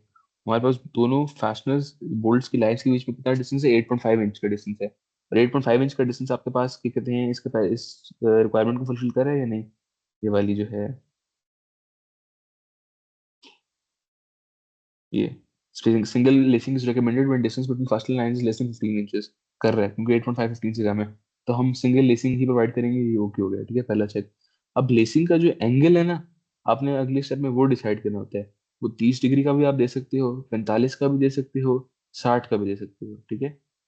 देखो, इन्होंने आपको शो भी किया है। जैसे अब इस एग्जांपल में जो हमने लेसिंग दिया ना, उसका एंगल हमने 60 डिग्रीज दिया वाई एक्सिस के साथ, और एक्स एक्सिस के साथ कितना दिया, 30 डिग्रीज। तो ये वैसे जो लिखे हुए हैं ये एक्स एक्सिस के साथ एंगल्स की रेंज है, 30, 45, 60। यहाँ पे हमने कितनी प्रोवाइड की है एक्स एक्सिस के साथ? 30 डिग्रीज, ठीक है। तो 30 डिग्रीज पे हमने अपनी लेसिंग को बांधा है स्ट्रक्चर के साथ, ठीक है। तो इस लेसिंग के एंगल से हम आगे अब करेंगे इसका चेक पूरा। ये थोड़ा जरा समझने वाले हैं, एक मिनट देखो। ठीक हो गया, हमने लेसिंग का डिजाइन करना है, बेसिकली टाई बार का डिजाइन करना है। तो आपने पहले पहले 2% निकाली एक्सियल कैपेसिटी, ठीक है, उसको सिंगल लेसिंग की 2 पे डिवाइड किया, आपके पास शेयरिंग फोर्स आ गई ईच प्लेन ऑफ लेसिंग पे, ठीक है, ईच प्लेन ऑफ लेसिंग पे दोनों एंड्स उसके हैं। अब अगला स्टेप है, आपने जो आपकी लेसिंग बार है ना उसके अंदर फोर्स फाइंड करनी है, कितनी कंप्रेशन फोर्स है। अब उसका फॉर्मूला यार, ये अब उसकी डेरिवेशन लंबी है, ठीक है, तो मैंने वो अब मेरे पास पढ़ी भी नहीं, मैंने ऑनलाइन पढ़ी थी वो, ठीक है। अभी ये फिलहाल याद कर लो, बाद में मैं डेरिवेशन भेज भी दूंगा सबको, उसकी अगर किसी ने देखनी है तो। 9.81 लेसिंग की लेंथ, ठीक है, डिवाइडेड बाई ये वाला हॉरिजॉन्टल डिस्टेंस जो है 8.5, इन दोनों को आपस में डिवाइड करना है, 9.8 इंटू 8.5, और जो शेयर एक साइड पे आई थी आपके पास लेसिंग की 6.31, उसे मल्टीप्लाई करना है, ठीक है। तो आपके पास ये क्या आ जाएगी, कंप्रेसिव फोर्स आ जाएगी with in the lacing member, ठीक है। तो ये 9.8 इंटू 8.5 क्यों किया है, इसके पीछे क्या कहते हैं, एक छोटी सी डेरिवेशन है, बेसिकली ट्रिग्नोमेट्रिक रेशियोज ही हैं। तो फिलहाल अभी इसको याद कर लो, बाद में जिसको चाहिए मुझे ले लेना, ठीक है। 9.81 डिवाइडेड बाई 8.5, ये इंटू 6.31, तो आपके पास 7.28 की क्या आ गई, फोर्स आ गई लेसिंग के अंदर। अब हम आगे इसी को इस्तेमाल करेंगे एरिया निकालने के लिए। अच्छा, हम जो लेसिंग दिया करते हैं ना, वो अमूमन फ्लैट बार की देते हैं। फ्लैट बार की लेसिंग, फ्लैट बार कैसी होती है ये भी देखो, नाम से वैसे जाहिर है। ये देखो, ये फ्लैट बार आपके पास है, ठीक है, हम लेसिंग अमूमन इसी की प्रोवाइड करते हैं। तो फ्लैट बार की पहले पहले हम प्रॉपर्टीज निकालते हैं, उसका मोमेंट ऑफ इनर्शिया निकालते हैं, उसका रेडियस वेरिएशन निकालते हैं। मोमेंट ऑफ इनर्शिया क्या होता है, चूंकि रेक्टेंगल है तो वही पी एच क्यूब ओवर 12, ठीक है, एरिया उसका बी इंटू टी, थिकनेस और उसकी वो डायमेंशन है दूसरी। तो आर किसके इक्वल होता है, radius of direction under root I over A. I की वैल्यू किसके इक्वल है, BT की ओवर 12 और A की वैल्यू किसके इक्वल है, BT के, तो आपके पास रेडियस ऑफ गायरेशन किसके इक्वल बन गया, 0.289 टी के, ठीक है। तो 0.289 टी की इक्वल आपके पास आ गया रेडियस ऑफ गायरेशन। अब हमारे पास एक और कंडीशन हमें गिवन है, ये देखो, single lacing should have KL over R less than 140, ठीक है। यानी मैक्सिमम वैल्यू आपके पास KL ओवर R की कितनी होती है, 140। तो हम अज्यूम करते हैं कि KL ओवर R हमारा कितना है, 140 है, और K की वैल्यू हमने 1 अज्यूम की, ठीक है। मैंने बताया था ना, हमने अक्सर जगह पे 1 ही अज्यूम की हुई है, तो हमने KL ओवर R की वैल्यू 1 अज्यूम कर ली है। अब अच्छा, ये वाला वैसे है जो ना 9.8 इंच, ये भी ट्रिग्नोमेट्री से हम इजीली निकाल सकते हैं। हमारे पास ये 30 डिग्री का एंगल भी है बड़ा, ठीक है, 8.5 इंच का डिस्टेंस भी गिवन है, तो ये 9.8 इंच तो निकाल ही लोगे ना। और चूंकि आपके पास इक्विलेटरल ट्राइंगल है, तो ये डायमेंशन भी 9.8 इंच होगी। यही पे यहाँ पे ये एक्सप्लेन हुआ है, ठीक है। एक और चेक भी लगाया हुआ है इन्होंने, वो मैं बाद में आता हूँ उस पर। तो आपने क्या कहते हैं, KL ओवर R 140 के इक्वल ले लिया। अब हमारे पास क्या फॉर्मूला होता है, उसका KL ओवर R इक्वल 140 हो गया, आपके पास की वैल्यू भी है, आपके पास एल की वैल्यू भी है जो आपने ट्रिग्नोमेट्री से निकाली कितनी है, 9.8 इंच, ठीक हो गया। और आर आपने किसके इक्वल निकाला, 0.289 टी, आपके पास एक अननोन है टी, तो उसकी वैल्यू आपको कितनी आ गई, 0.242 इंच आ गई। तो आपने क्या कहते हैं 0.25 इंच की फ्लैट बार ले ली है, 0.25 इंच की थिकनेस है, ठीक है। तो हमने लेसिंग के लिए कितनी थिकनेस चाहिए हमने वो निकाली। पहला स्टेप हमारे पास हो गया थिकनेस का। अब हम इस थिकनेस पे स्टैंडर्ड रेशो फाइंड करते हैं, 136 आ गई, स्टैंडर्ड रेशो आ गई।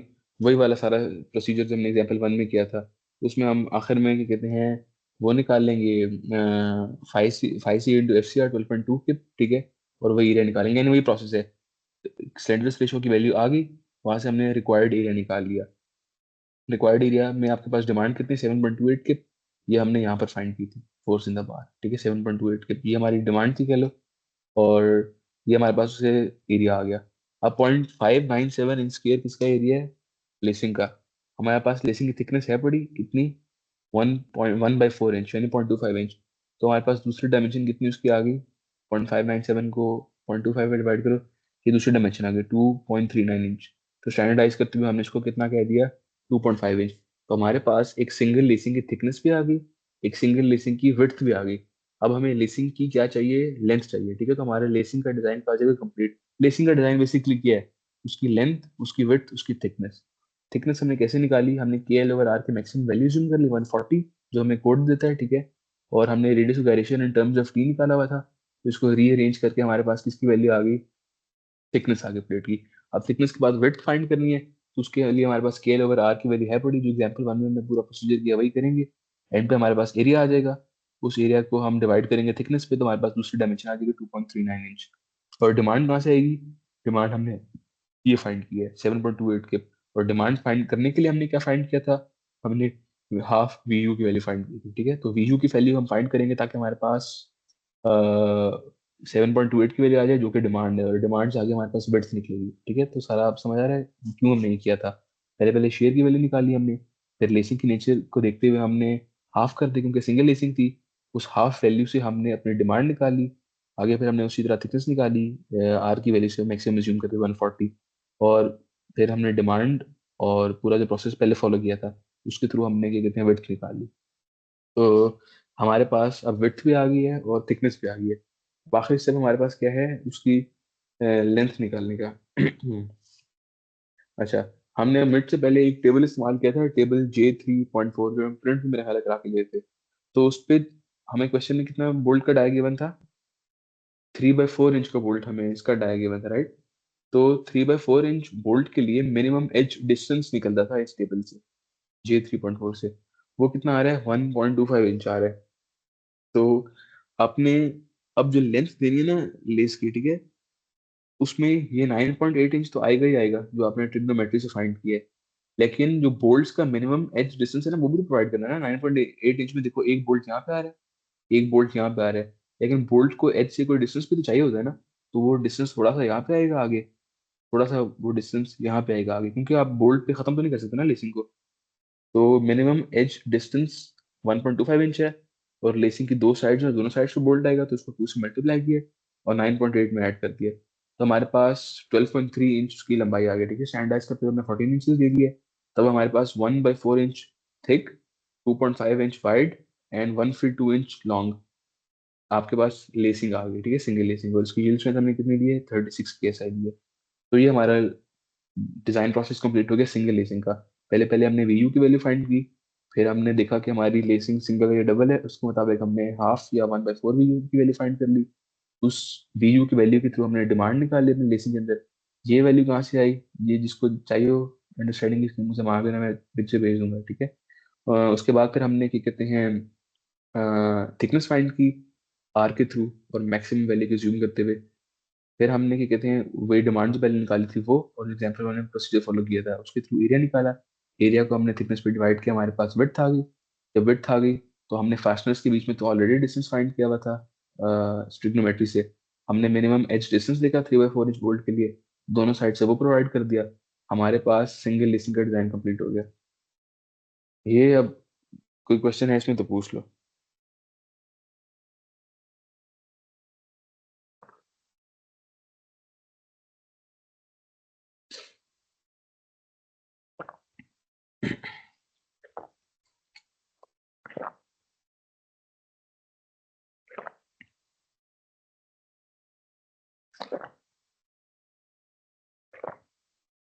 अच्छा, एक और भी इसमें चेक है आपके पास जो ओरिजिनल बिल्टअप सेक्शन है ना, वही 3/4 वाला चेक जो हमने पहले लगाया था। 3/4 the slenderness ratio of the entire structure.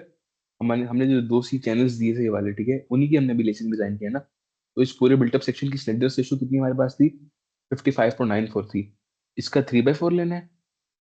देखो 3/4 इंटू 55.94, और जो आपने क्या कहते हैं लेंथ फाइंड की है बिटवीन द बोल्ट्स 9.8 इंच, उसको डिवाइड करना है आपने उस मेंबर की स्लेंडरनेस रेश, उस मेंबर की रेडियस वेरिएशन से जिसकी सबसे कम वैल्यू है। यानी हमारे पास जैसे इस केस में तो दोनों की सेम वैल्यू थी ना, आइडेंटिकल थे, लेकिन लेट्स जस्ट से इसकी 0.762 होती वैल्यू और इसकी 0.3 वैल्यू होती, तो हम 9.8 को the distance between the fasteners divide करते 0.3 से, ठीक है। और अगर वो वैल्यू हमारे पास 3/4 of the global slenderness ratio से कम आती, तो ये हमारा चेक भी क्वालिफाई हो जाता है। यानी ये चेक क्या कहता है, आपने पूरे बिल्टअप सेक्शन की एक स्लेंडरनेस रेशियो फाइंड की थी, ठीक है, उसका 3/4 ले लेना है। अब ये वैल्यू ज्यादा होनी चाहिए किस वैल्यू से, the distance between the bolts, ठीक है, divided by the radius of gyration which has the least value. तो यहाँ पे हमारे पास आइडेंटिकल थे दोनों, तो एक ही वैल्यू है रेडियस ऑफ गायरेशन की, और डिस्टेंस बिटवीन द बोल्ट्स कितने 9.8 इंचेस है। नहीं, ये डिस्टेंस बिटवीन द बोल्ट्स, अच्छा ये इंक्लाइंड नहीं है, ये वर्टिकल डिस्टेंस है, ठीक है, वर्टिकल डिस्टेंस इस आपके पास चैनल का, क्योंकि हम चैनल का चेक करें ना कैपेसिटी बेसिकली। आपने ये चेक हर मेंबर में परफॉर्म करना था in simple words. 3/4 into composite slenderness ratio, ये चीज कांस्टेंट रहेगी, ठीक है। फिर आपने हर मेंबर का देखना है बोल्ट्स के बीच में डिस्टेंस कितना है, उसको डिवाइड कर देना है उसकी स्लेंडरनेस रेशियो से, जिसकी ये वैल्यू सबसे बड़ी बन रही होगी वो इससे कम होना चाहिए। तो इसका मतलब है आपके पास ये वाला चेक ओके हो जाएगा। कौन सा चेक, ये वाला जो दूसरे नंबर पे लिखा हुआ है ये वाला, ठीक है। बाकी देखो 2% हमने वैल्यू क्यों ली थी उसमें, ये भी गिवन है। 140 क्यों ली थी, ये भी गिवन है। 15 इंच से कम है, ये भी गिवन है। पहले वाली वैल्यू भी हम आगे इस्तेमाल करेंगे टाइप प्लेट के डिजाइन में। तो ये चेक भी इंपॉर्टेंट है। आपने हर मेंबर के अलॉन्ग बोल्ट्स के बीच में डिस्टेंस डिवाइडेड बाय उसकी स्लेंडरनेस रेशियो, ठीक है। 2 मेंबर्स हैं, दोनों की वैल्यू फाइंड करनी, चार तो चारों की वैल्यू फाइंड करते हैं, जिसकी वैल्यू सबसे ज्यादा आती है, ठीक है, उसको हम कंपेयर करते हैं किस चीज से, 3/4 इंटू ग्लोबल स्लेंडरनेस रेशियो, वो हमने पिछले एग्जाम्पल में फाइंड की थी 55.94। अगर वो ज्यादा वैल्यू कम आ रही है 12.9 इज लेस देन जो भी इसकी वैल्यू आएगी, तो आपका चेक ओके हो गया, ठीक है। तो ये एक चेक लाजमी लाजमी लगाना है लेसिंग के वक्त। ये हो गया, हमने अब लेसिंग का डिजाइन कर लिया सिंगल लेसिंग का, और सारे एसोसिएटेड हमने चेक्स परफॉर्म कर दिए। सही है, मतलब थोड़े से रह गए। समझ आ भी रहे हैं नहीं, क्योंकि थोड़ा सा इतने इजी नहीं है ये वाले टॉपिक्स, इसमें कोई क्वेश्चन है तो पूछ लो।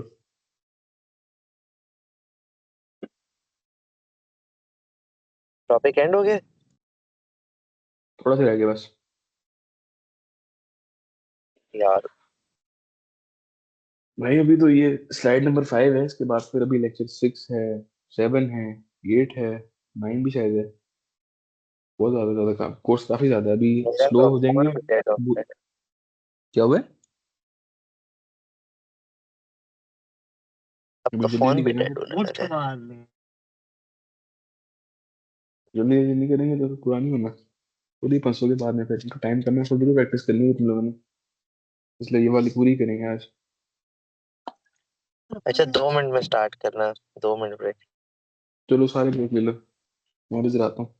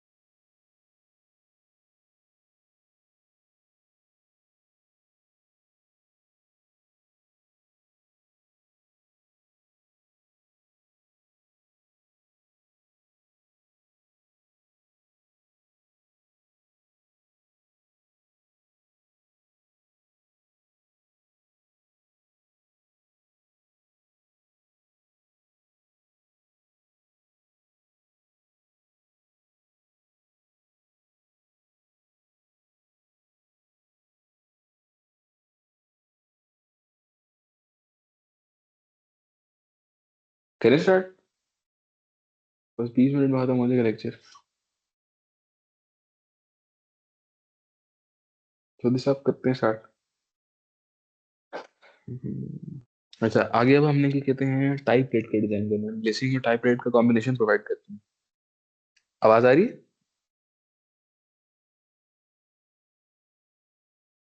एक आ रही सेकंड आवाज आ मुझसे रही है।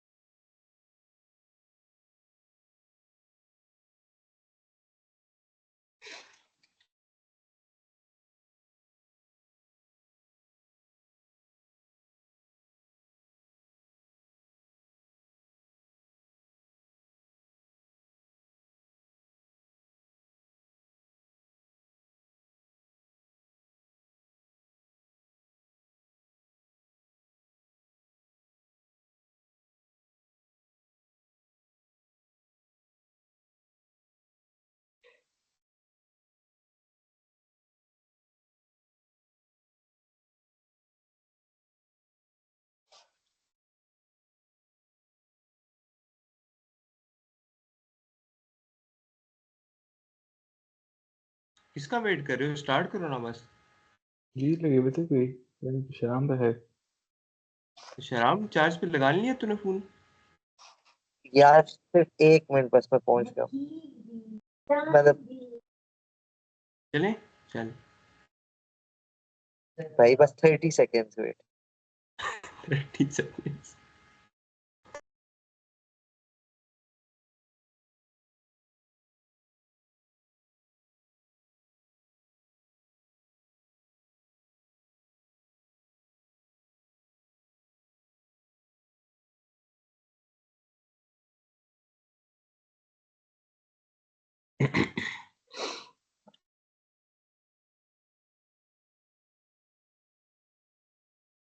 बस 15 सेकेंड्स।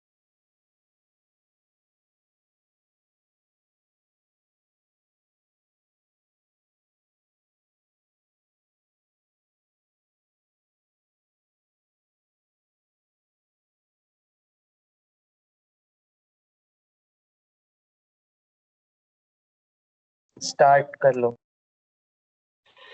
अच्छा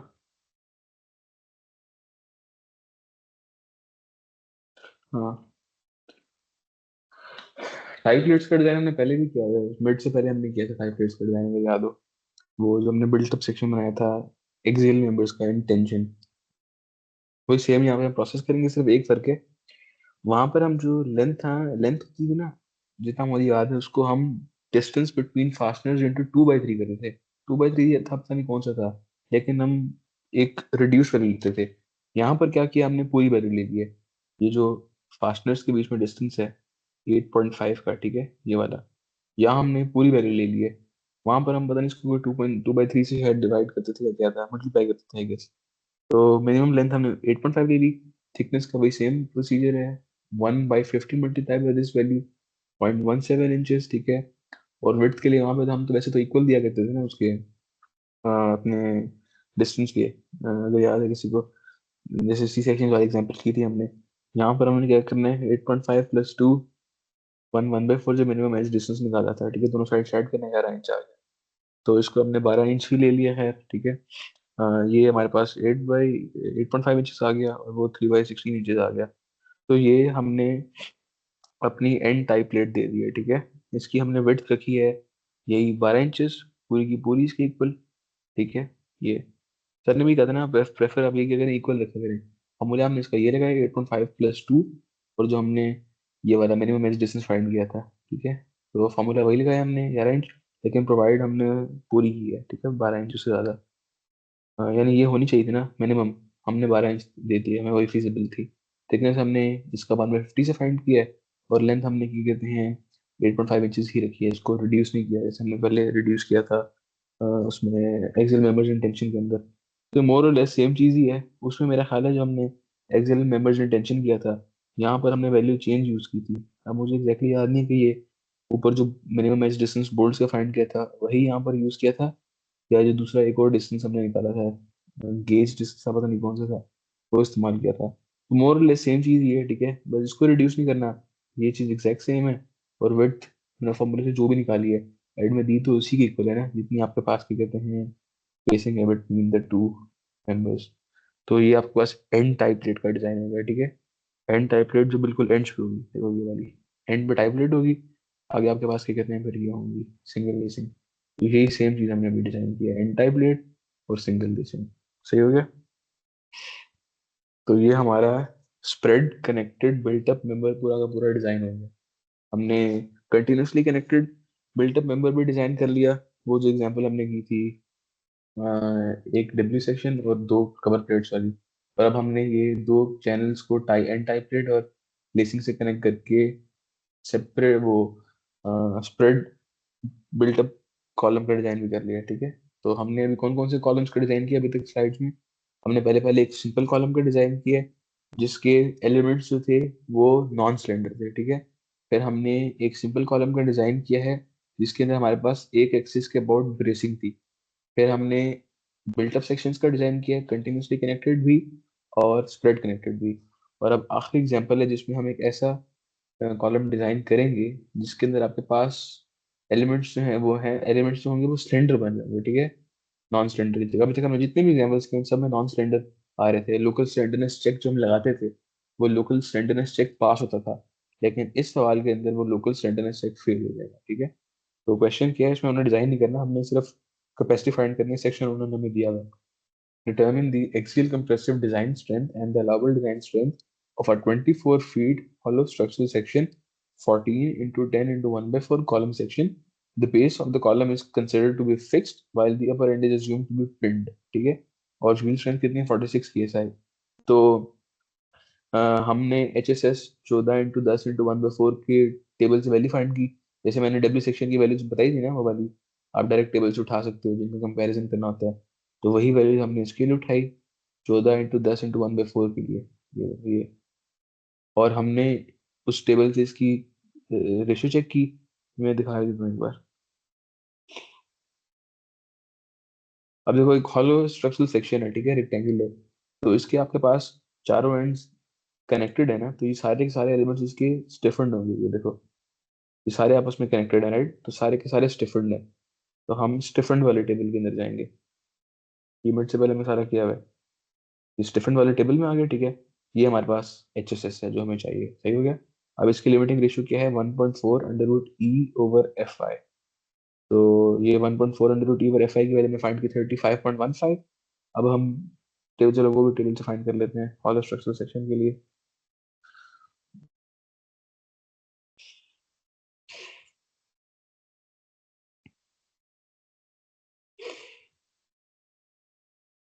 ये आ गया,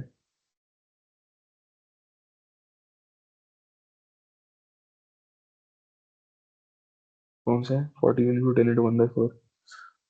ये ठीक है, हाँ, किधर है, हाँ ये देखो, ये लिखी है वैल्यू इसकी 39.9 और 57.1। 39.9 57.1। अब ये दोनों वैल्यूज हमारे पास ग्रेटर हैं 35.15 से, जो हमारे पास इस इक्वेशन से है। इसका मतलब है चारों के चारों एलिमेंट्स जो हैं, चारों के चारों साइड्स जो हैं इस रेक्टेंगुलर एचएसएस की, वो स्लेंडर हैं। ठीक है, अब ये हमारा क्वेश्चन बिल्कुल डिफरेंट हो गया पिछले क्वेश्चन से। अब ये स्लेंडर हैं तो इसका मतलब है ये चारों के चारों लोकली बकल कर सकते हैं। ठीक है, अब हमारे पास इस पूरे स्ट्रक्चर की कैपेसिटी कम हो गई, एक्सियल कैपेसिटी, क्योंकि इसके लोकल एलिमेंट्स जो हैं they are prone to buckling failure. तो इस रिड्यूस्ड स्ट्रेंथ को स्लेंडरनेस की वजह से हमें केटर करना पड़ेगा और हमें एक डिफरेंट अप्रोच इख्तियार करनी पड़ेगी। ठीक है, तो अभी तक हमने जितने भी क्वेश्चंस किए थे उसमें सारे के सारे जो आपके पास एलिमेंट्स थे किसी भी मेंबर के, वो नॉन स्लेंडर थे। ठीक है, अब ये आपके पास एक ऐसी एग्जांपल आ गई है जिसमें सारे के सारे एलिमेंट्स आपके पास क्या कहते हैं, स्लेंडर हैं। तो चूंकि आपके पास सारे के सारे एलिमेंट्स स्लेंडर हैं तो आपके कॉलम की कैपेसिटी कम हो जाएगी। तो उस रिड्यूस्ड कैपेसिटी को फाइंड करने के लिए हमें अपने थोड़ी सी क्या कहते हैं मॉडिफिकेशन करनी पड़ेगी फॉर्मूला के अंदर। सही है, जो हमने यूज किए हैं क्रिटिकल स्ट्रेस के फॉर्मूले, वो हमें चेंज करने पड़ेंगे। अच्छा, इस एग्जांपल में सर ने एक चीज, इस एग्जांपल में एक नई चीज है, ये खैर मुझे भी समझ नहीं आया कि सिर्फ ऐसे एग्जांपल में क्यों किया है। हमारे पास क्या कहते हैं एचएसएस के अंदर ना, देखो यहाँ पर हमारे पास वो होता है, फिलेट होता है। ठीक है, फिलेट इस तरह जैसे हम ऑटोकैड में नहीं लगाते थे, यहाँ पे आपके पास एक फिलेट होता है। तो इस फिलेट की वजह से जो रिपोर्टेड आपके पास विड्थ होती है ना 10 इंचेस, और यहाँ पे 14 इंचेस, ये थोड़ी कम हो जाती है इस फिलेट की वजह से। तो हमें फिलेट की वजह से करेक्टेड विड्थ फाइंड करनी होती है। और जब फिलेट की एग्जैक्ट डायमेंशन नोन नहीं होती तो अकॉर्डिंग टू कोड हमें क्या करना होता है, 1.5 into thickness of the wall एक साइड से माइनस करना होता है, और 1.5 into thickness of the wall other side से माइनस करना होता है। तो बी की वैल्यू हम 10 इंच अगर लेते हैं, ठीक है, तो 10 माइनस 1.5 इंटू 0.33 माइनस 1.5 इंटू 0.33, तो बी माइनस 3 इंटू 0.233। और 0.233 क्या है आपके पास, ये बेसिकली विड्थ है, ये विड्थ है। ठीक है, ये विड्थ है। तो ये वाला चेक हमने लगाया करेक्टेड डायमेंशन फाइंड करने के लिए। ओरिजिनल डायमेंशन 10 थी और 14 थी, उसमें से 1.5 एक साइड से 1.5 दूसरी साइड से माइनस 3 TW दोनों में कर दिया, तब ये हमारे पास करेक्टेड डायमेंशन आ गए हैं। अगर किसी को इसका आइडिया है तो मुझे भी बता देना कि हमने ये सिर्फ इसी एग्जाम्पल में क्यों किया है, ठीक है? मुझे भी नहीं पता। तो ये हमने फाइंड कर लिया करेक्टेड डायमेंशन 9.3 इंच और 13.3 इंच। अब करेक्टेड डायमेंशन के बाद अगला स्टेप है अफेक्टिव डायमेंशन फाइंड करना। अब आपके पास चूंकि लोकल एलिमेंट वो जो एलिमेंट्स थे हमारे मेंबर के वो सिलेंडर आ गए हैं, तो हमें अफेक्टिव डायमेंशंस निकालनी पड़ेगी। अब अफेक्टिव डायमेंशंस का आपके पास कोड में फॉर्मूला गिवन है, ठीक है, ये BE is equal to 1.92 T under root T over F1 minus, ठीक है, लंबा सा फॉर्मूला है। तो इस फॉर्मूले से आपने अफेक्टिव विड्थ फाइंड करनी है। अच्छा, अब यहाँ पर ये जो F की वैल्यू है ना, ठीक है, हम इस F को एज्यूम करेंगे इक्वल टू यील्ड स्ट्रेंथ, ठीक है। ये हमारे पास एक कंजर्वेटिव अप्रोच है। F की ओरिजिनल वैल्यू जो होती है ना, वो PN ओवर समथिंग होती है, PN ओवर AG, पता नहीं। ये बहरहाल इस F की ओरिजिनल वैल्यू जो है ना, उसका एक फॉर्मूला है, ठीक है। हम हमारे लिए वो कॉम्प्लिकेटेड है, तो हम क्या कहते हैं, वो कंप्यूटराइज्ड प्रोसेस के लिए इजी होता है इसकी ओरिजिनल वैल्यू यूज करना। हम इसको एज्यूम कर लेते हैं इक्वल टू F5। तो ये कंजर्वेटिव अप्रोच है, हमारे पास सेफर डिजाइन है। इस F की एक्चुअल वैल्यू कोई और है, लेकिन हम कंजर्वेटिव रहने के लिए and for the ease of calculations इसको Fi की इक्वल एज्यूम कर लेते हैं। सही हो गया। तो जब हमने इसको Fi की इक्वल एज्यूम किया, तब हमें हर चीज पता है। हमारे पास थिकनेस भी है, हमारे पास इसकी वैल्यू भी आ गई, हमारे पास E भी है, B ओवर T भी हमने फाइंड किया है, ठीक है। तो सारी वैल्यूज हम प्लग करेंगे, हमारे पास 8.55 इंच आ गया BE की वैल्यू। और लेस देन और इक्वल टू आगे B जो लिखा हुआ है ना, ये ओरिजिनल B नहीं है 10 से 14, ये करेक्टेड B है 9.3 जो हमने फाइंड किया था फिलेट की वजह से। तो 8.55 inch is less than 9.3 inch. तो अब इन दोनों का आपने डिफरेंस लेना है, 9.3 माइनस 8.55। जो डिफरेंस आएगा ना, वो लेंथ है जो आपके पास यूज नहीं होगी, यानी कैपेसिटी हमारे पास कम होगी ना, क्योंकि आपके पास सारे के सारे एलिमेंट्स सिलेंडर थे। तो इस रिड्यूस्ड कैपेसिटी कैसे ट्रांसफॉर्म हो रही है, ट्रांसलेट हो रही है, हमारे पास कुछ लेंथ रिडंडेंट होगी। ऐसे ही हो गया। तो हमने इफेक्टिव विड्थ जो फाइंड की, वो ओरिजिनल विड्थ से कम आई थी। क्यों? क्योंकि हमारे पास जो एलिमेंट्स थे मेंबर के, वो सिलेंडर साबित हो गए थे। यही हमने प्रोसेस 14 इंच वॉल के लिए किया। उसकी वैल्यू 9.36 इंचेस आ गई, ठीक है। और हमने दूसरी इसकी डायमेंशन 13.3 फाइंड की थी। तो हमने इनका क्या कहते हैं डिफरेंस लिया। तो यहाँ पर जो 3.94 इंच की लेंथ यूज नहीं होगी, यानी हमारे पास जो 9.3 इंच की डायमेंशन थी, उसमें हमारे पास 0.75 इंच लेंथ यूज नहीं होगी। और जो हमारे पास 13.3 इंच की डायमेंशन थी, उसमें हमारे पास 3.94 इंच की डायमेंशन यूज नहीं होगी। ऐसा क्यों हो रहा है? क्योंकि हमारे पास सारे के सारे एलिमेंट्स सिलेंडर आ गए थे और कैपेसिटी कम हो गई थी। तो उस कैपेसिटी के कम होने को हमने इस तरीके से इनकॉर्पोरेट किया। अच्छा, अब अगला स्टेप हमारे पास है इफेक्टिव एरिया फाइंड करना। इफेक्टिव एरिया कैसे फाइंड करोगे आप? जो ओरिजिनल आपके पास एरिया था 10.8, ठीक है, माइनस आपके पास ये जो लेंस जाया हो रही है, जो यूज नहीं हो रही, इनका एरिया 10.8 इंच ओरिजिनल एरिया। यहाँ पर 0.75 इंच जाया हो रही है, यहाँ पे 3.94 इंच जाया हो रही है, और दो साइड्स हैं, और 0.233 उसकी थिकनेस है। तो 10.8 में से हमने ये माइनस कर दी, टर्म ये टर्म माइनस कर दी, ये इफेक्टिव एरिया आ गया 8.61 इंच के, ठीक है। तो हमने बेसिकली इफेक्टिव ये वाली डायमेंशंस क्यों निकाली थी? ताकि हम इफेक्टिव एरिया निकाल सकें। इफेक्टिव एरिया हमने क्यों निकाला? ताकि हम Q is equal to Q A निकाल सकें। क्यू ए आगे हमारे पास इक्वेशंस को मॉडिफाई करेगा। और क्यू ए किसकी इक्वल आपके पास है? ए ई ओवर ए जी। ए जी ओरिजिनल एरिया 10.8 और ए ई हमने अभी फाइंड किया 8.61, ठीक है। तो आपके पास कितना आ गया? 0.7972। तो हमारे पास अभी तक क्या हुआ? हमारे पास सारे एलिमेंट्स स्टैंडर्ड आ गए थे। उसकी वजह से हमने इफेक्टिव विड्थ फाइंड की। इफेक्टिव विड्थ फाइंड करने के बाद हमने इफेक्टिव एरिया फाइंड किया। इफेक्टिव एरिया जब हमारे पास आ गया, तो हमने उसके थ्रू ये फैक्टर फाइंड कर लिया Q A. Q is equal to Q A. एक और फैक्टर भी होता है क्यू एस, ठीक है। वो हमारे पास इस सवाल के अंदर 1 की इक्वल है, क्योंकि हमारे पास सारे के सारे एलिमेंट्स जो है वो स्टिफन्ड है। अगर कोई एलिमेंट अनस्टिफन्ड होता और कोई स्टिफन्ड होता, यानी कॉम्बिनेशन होता, तो फिर हमारे पास Q is equal to Q A into Q S होता। वो खैर लंबी गेम है, बाद में भी करेंगे, अभी इस एग्जाम्पल में उसका ताल्लुक नहीं है। तो आपके पास यहाँ पर क्या वैल्यू आ गई? 8.6.5 बाई 10.8 इज इक्वल टू 0.7972, ठीक है। तो ये आपने क्यू की वैल्यू फाइंड कर ली। और करेक्टर डायमेंशन भी हमने इसमें फाइंड की थी, वो फिलेट वाली। वो यार किसी को पता हो ना तो मेरे साथ शेयर कर देना, ठीक है। इसी एग्जाम्पल में मैंने की थी, बाकी में क्यों नहीं की थी। तो उसके बाद क्या कहते हैं, अगला स्टेप वही है हमारे पास, स्लेंडरनेस रेशियो चेक करना। फिर उस स्लेंडरनेस रेशियो का हमने कंपैरिजन, हम देखो पहले जो हमने एग्जांपल्स की थी सॉल्व, उसमें हम स्लेंडरनेस रेशियो का कंपैरिजन किस चीज से करते थे? तो हमने फर्स्ट एग्जांपल सॉल्व की थी, फार्मूला निकालने के। हमें हम कहते थे ना कि अगर ये वाली कंडीशन ट्रू है, ठीक है, तो ये फार्मूला यूज होगा। वो कंडीशन क्या थी? 4.71 under root E over F I थी। यहाँ पे अब चूंकि आपके पास स्लेंडर एलिमेंट्स हैं, तो इक्वेशन मॉडिफाई हुई है। 4.71 ई ओवर एफ आई तो है, लेकिन नीचे डिनोमिनेटर में जो आपने क्यू ए फाइंड किया ना, क्यू जो फाइंड किया, वो भी मल्टीप्लाई हो गया। कंडीशन चेंज हो गई स्लेंडरनेस की वजह से, ठीक है। तो अब इसका जो आंसर आएगा ना, आपने उसको कंपेयर करना है स्लेंडरनेस रेशियो से, ठीक है। तो चूंकि हमारे पास ये वाली वैल्यू कम आ रही है तो हमारे पास कौन सा फॉर्मूला लगेगा, ये वाला। लेकिन ये वाला फॉर्मूला भी मॉडिफाई हो जाएगा। ये वाला फॉर्मूला कैसे हमारे पास मॉडिफाई होगा, हमारे पास यहाँ पीछे भी क्यू लग जाएगा और ये जो है ना एफ आई इसके साथ भी क्यू लग जाएगा, एक क्यू पीछे लग जाएगा, ये क्यू यहाँ पे लग जाएगा। ये इक्वेशन मॉडिफाई हमारे पास होगी। इस मॉडिफाइड इक्वेशन की वजह से हमारे पास कम कैपेसिटी आएगी, ठीक है। तो जब हमने इक्वेशन के पीछे जो क्यू लगा दी है ना, इससे कैपेसिटी जितनी आनी थी इसकी एब्सेंस में उससे क्या कहते हैं कम आएगी। और ये कम कैपेसिटी क्यों आ रही है, क्योंकि हमारे लोकल बकलिंग के चांसेस हैं स्ट्रक्चर के अंदर, हमारे सारे एलिमेंट स्टैंडर्ड है। तो हमने क्रिटिकल स्ट्रेस फाइंड किया, क्रिटिकल स्ट्रेस फाइंड करने के बाद फिर हमने नॉमिनल स्ट्रेस फाइंड किया, उसको एरिया से मल्टीप्लाई करके, जो ओरिजिनल एरिया था 10.8, रिड्यूस्ड एरिया नहीं ओरिजिनल एरिया, ठीक है। नॉमिनल कैपेसिटी आ गई, आगे फैक्टर ऑफ सेफ्टी लगाया तो हमारे पास क्या कहते हैं बस फैक्टर्ड कैपेसिटी आ गई 301.9। और क्योंकि हम डिजाइन नहीं कर रहे थे इसमें, सिर्फ हमने कैपेसिटी निकालनी थी, वो हमने निकाल ली। तो इस एग्जाम्पल का लेवल बात क्या है, आपने पहले पहले देखा कि आपके जो एलिमेंट्स हैं मेंबर के वो सिलेंडर है या नॉन सिलेंडर है, ठीक है। सिलेंडर आ रहे थे यानी ये सवाल बाकी सब क्वेश्चन से डिफरेंट था। उसके बाद हमने ये करेक्टेड डायमेंशंस निकाली, करेक्टेड डायमेंशंस के बाद हमने इफेक्टिव डायमेंशंस निकाली, इफेक्टिव डायमेंशन से हमने इफेक्टिव एरिया निकाला, इफेक्टिव एरिया से हमने क्यू की वैल्यू निकाली, क्यू की वैल्यू से हमने ये वाली इक्वेशन भी मॉडिफाई की और ये वाली इक्वेशन भी मॉडिफाई की। और उन मॉडिफाइड इक्वेशन से हमने अपनी नॉमिनल कैपेसिटी फाइंड की और फिर एंड पे हमने अपनी फैक्टर्ड कैपेसिटी फाइंड की।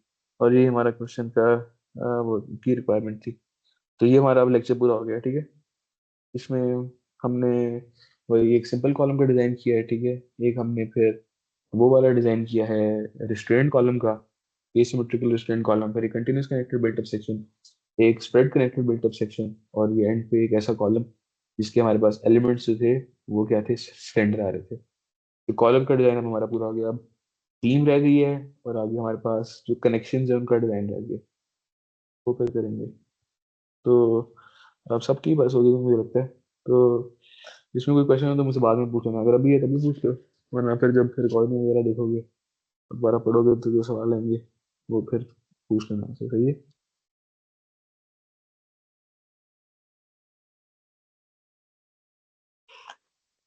हम्म। अब क्या सीन है वैसे रिकॉर्डिंग का, अब स्टॉप कर दूं मैं?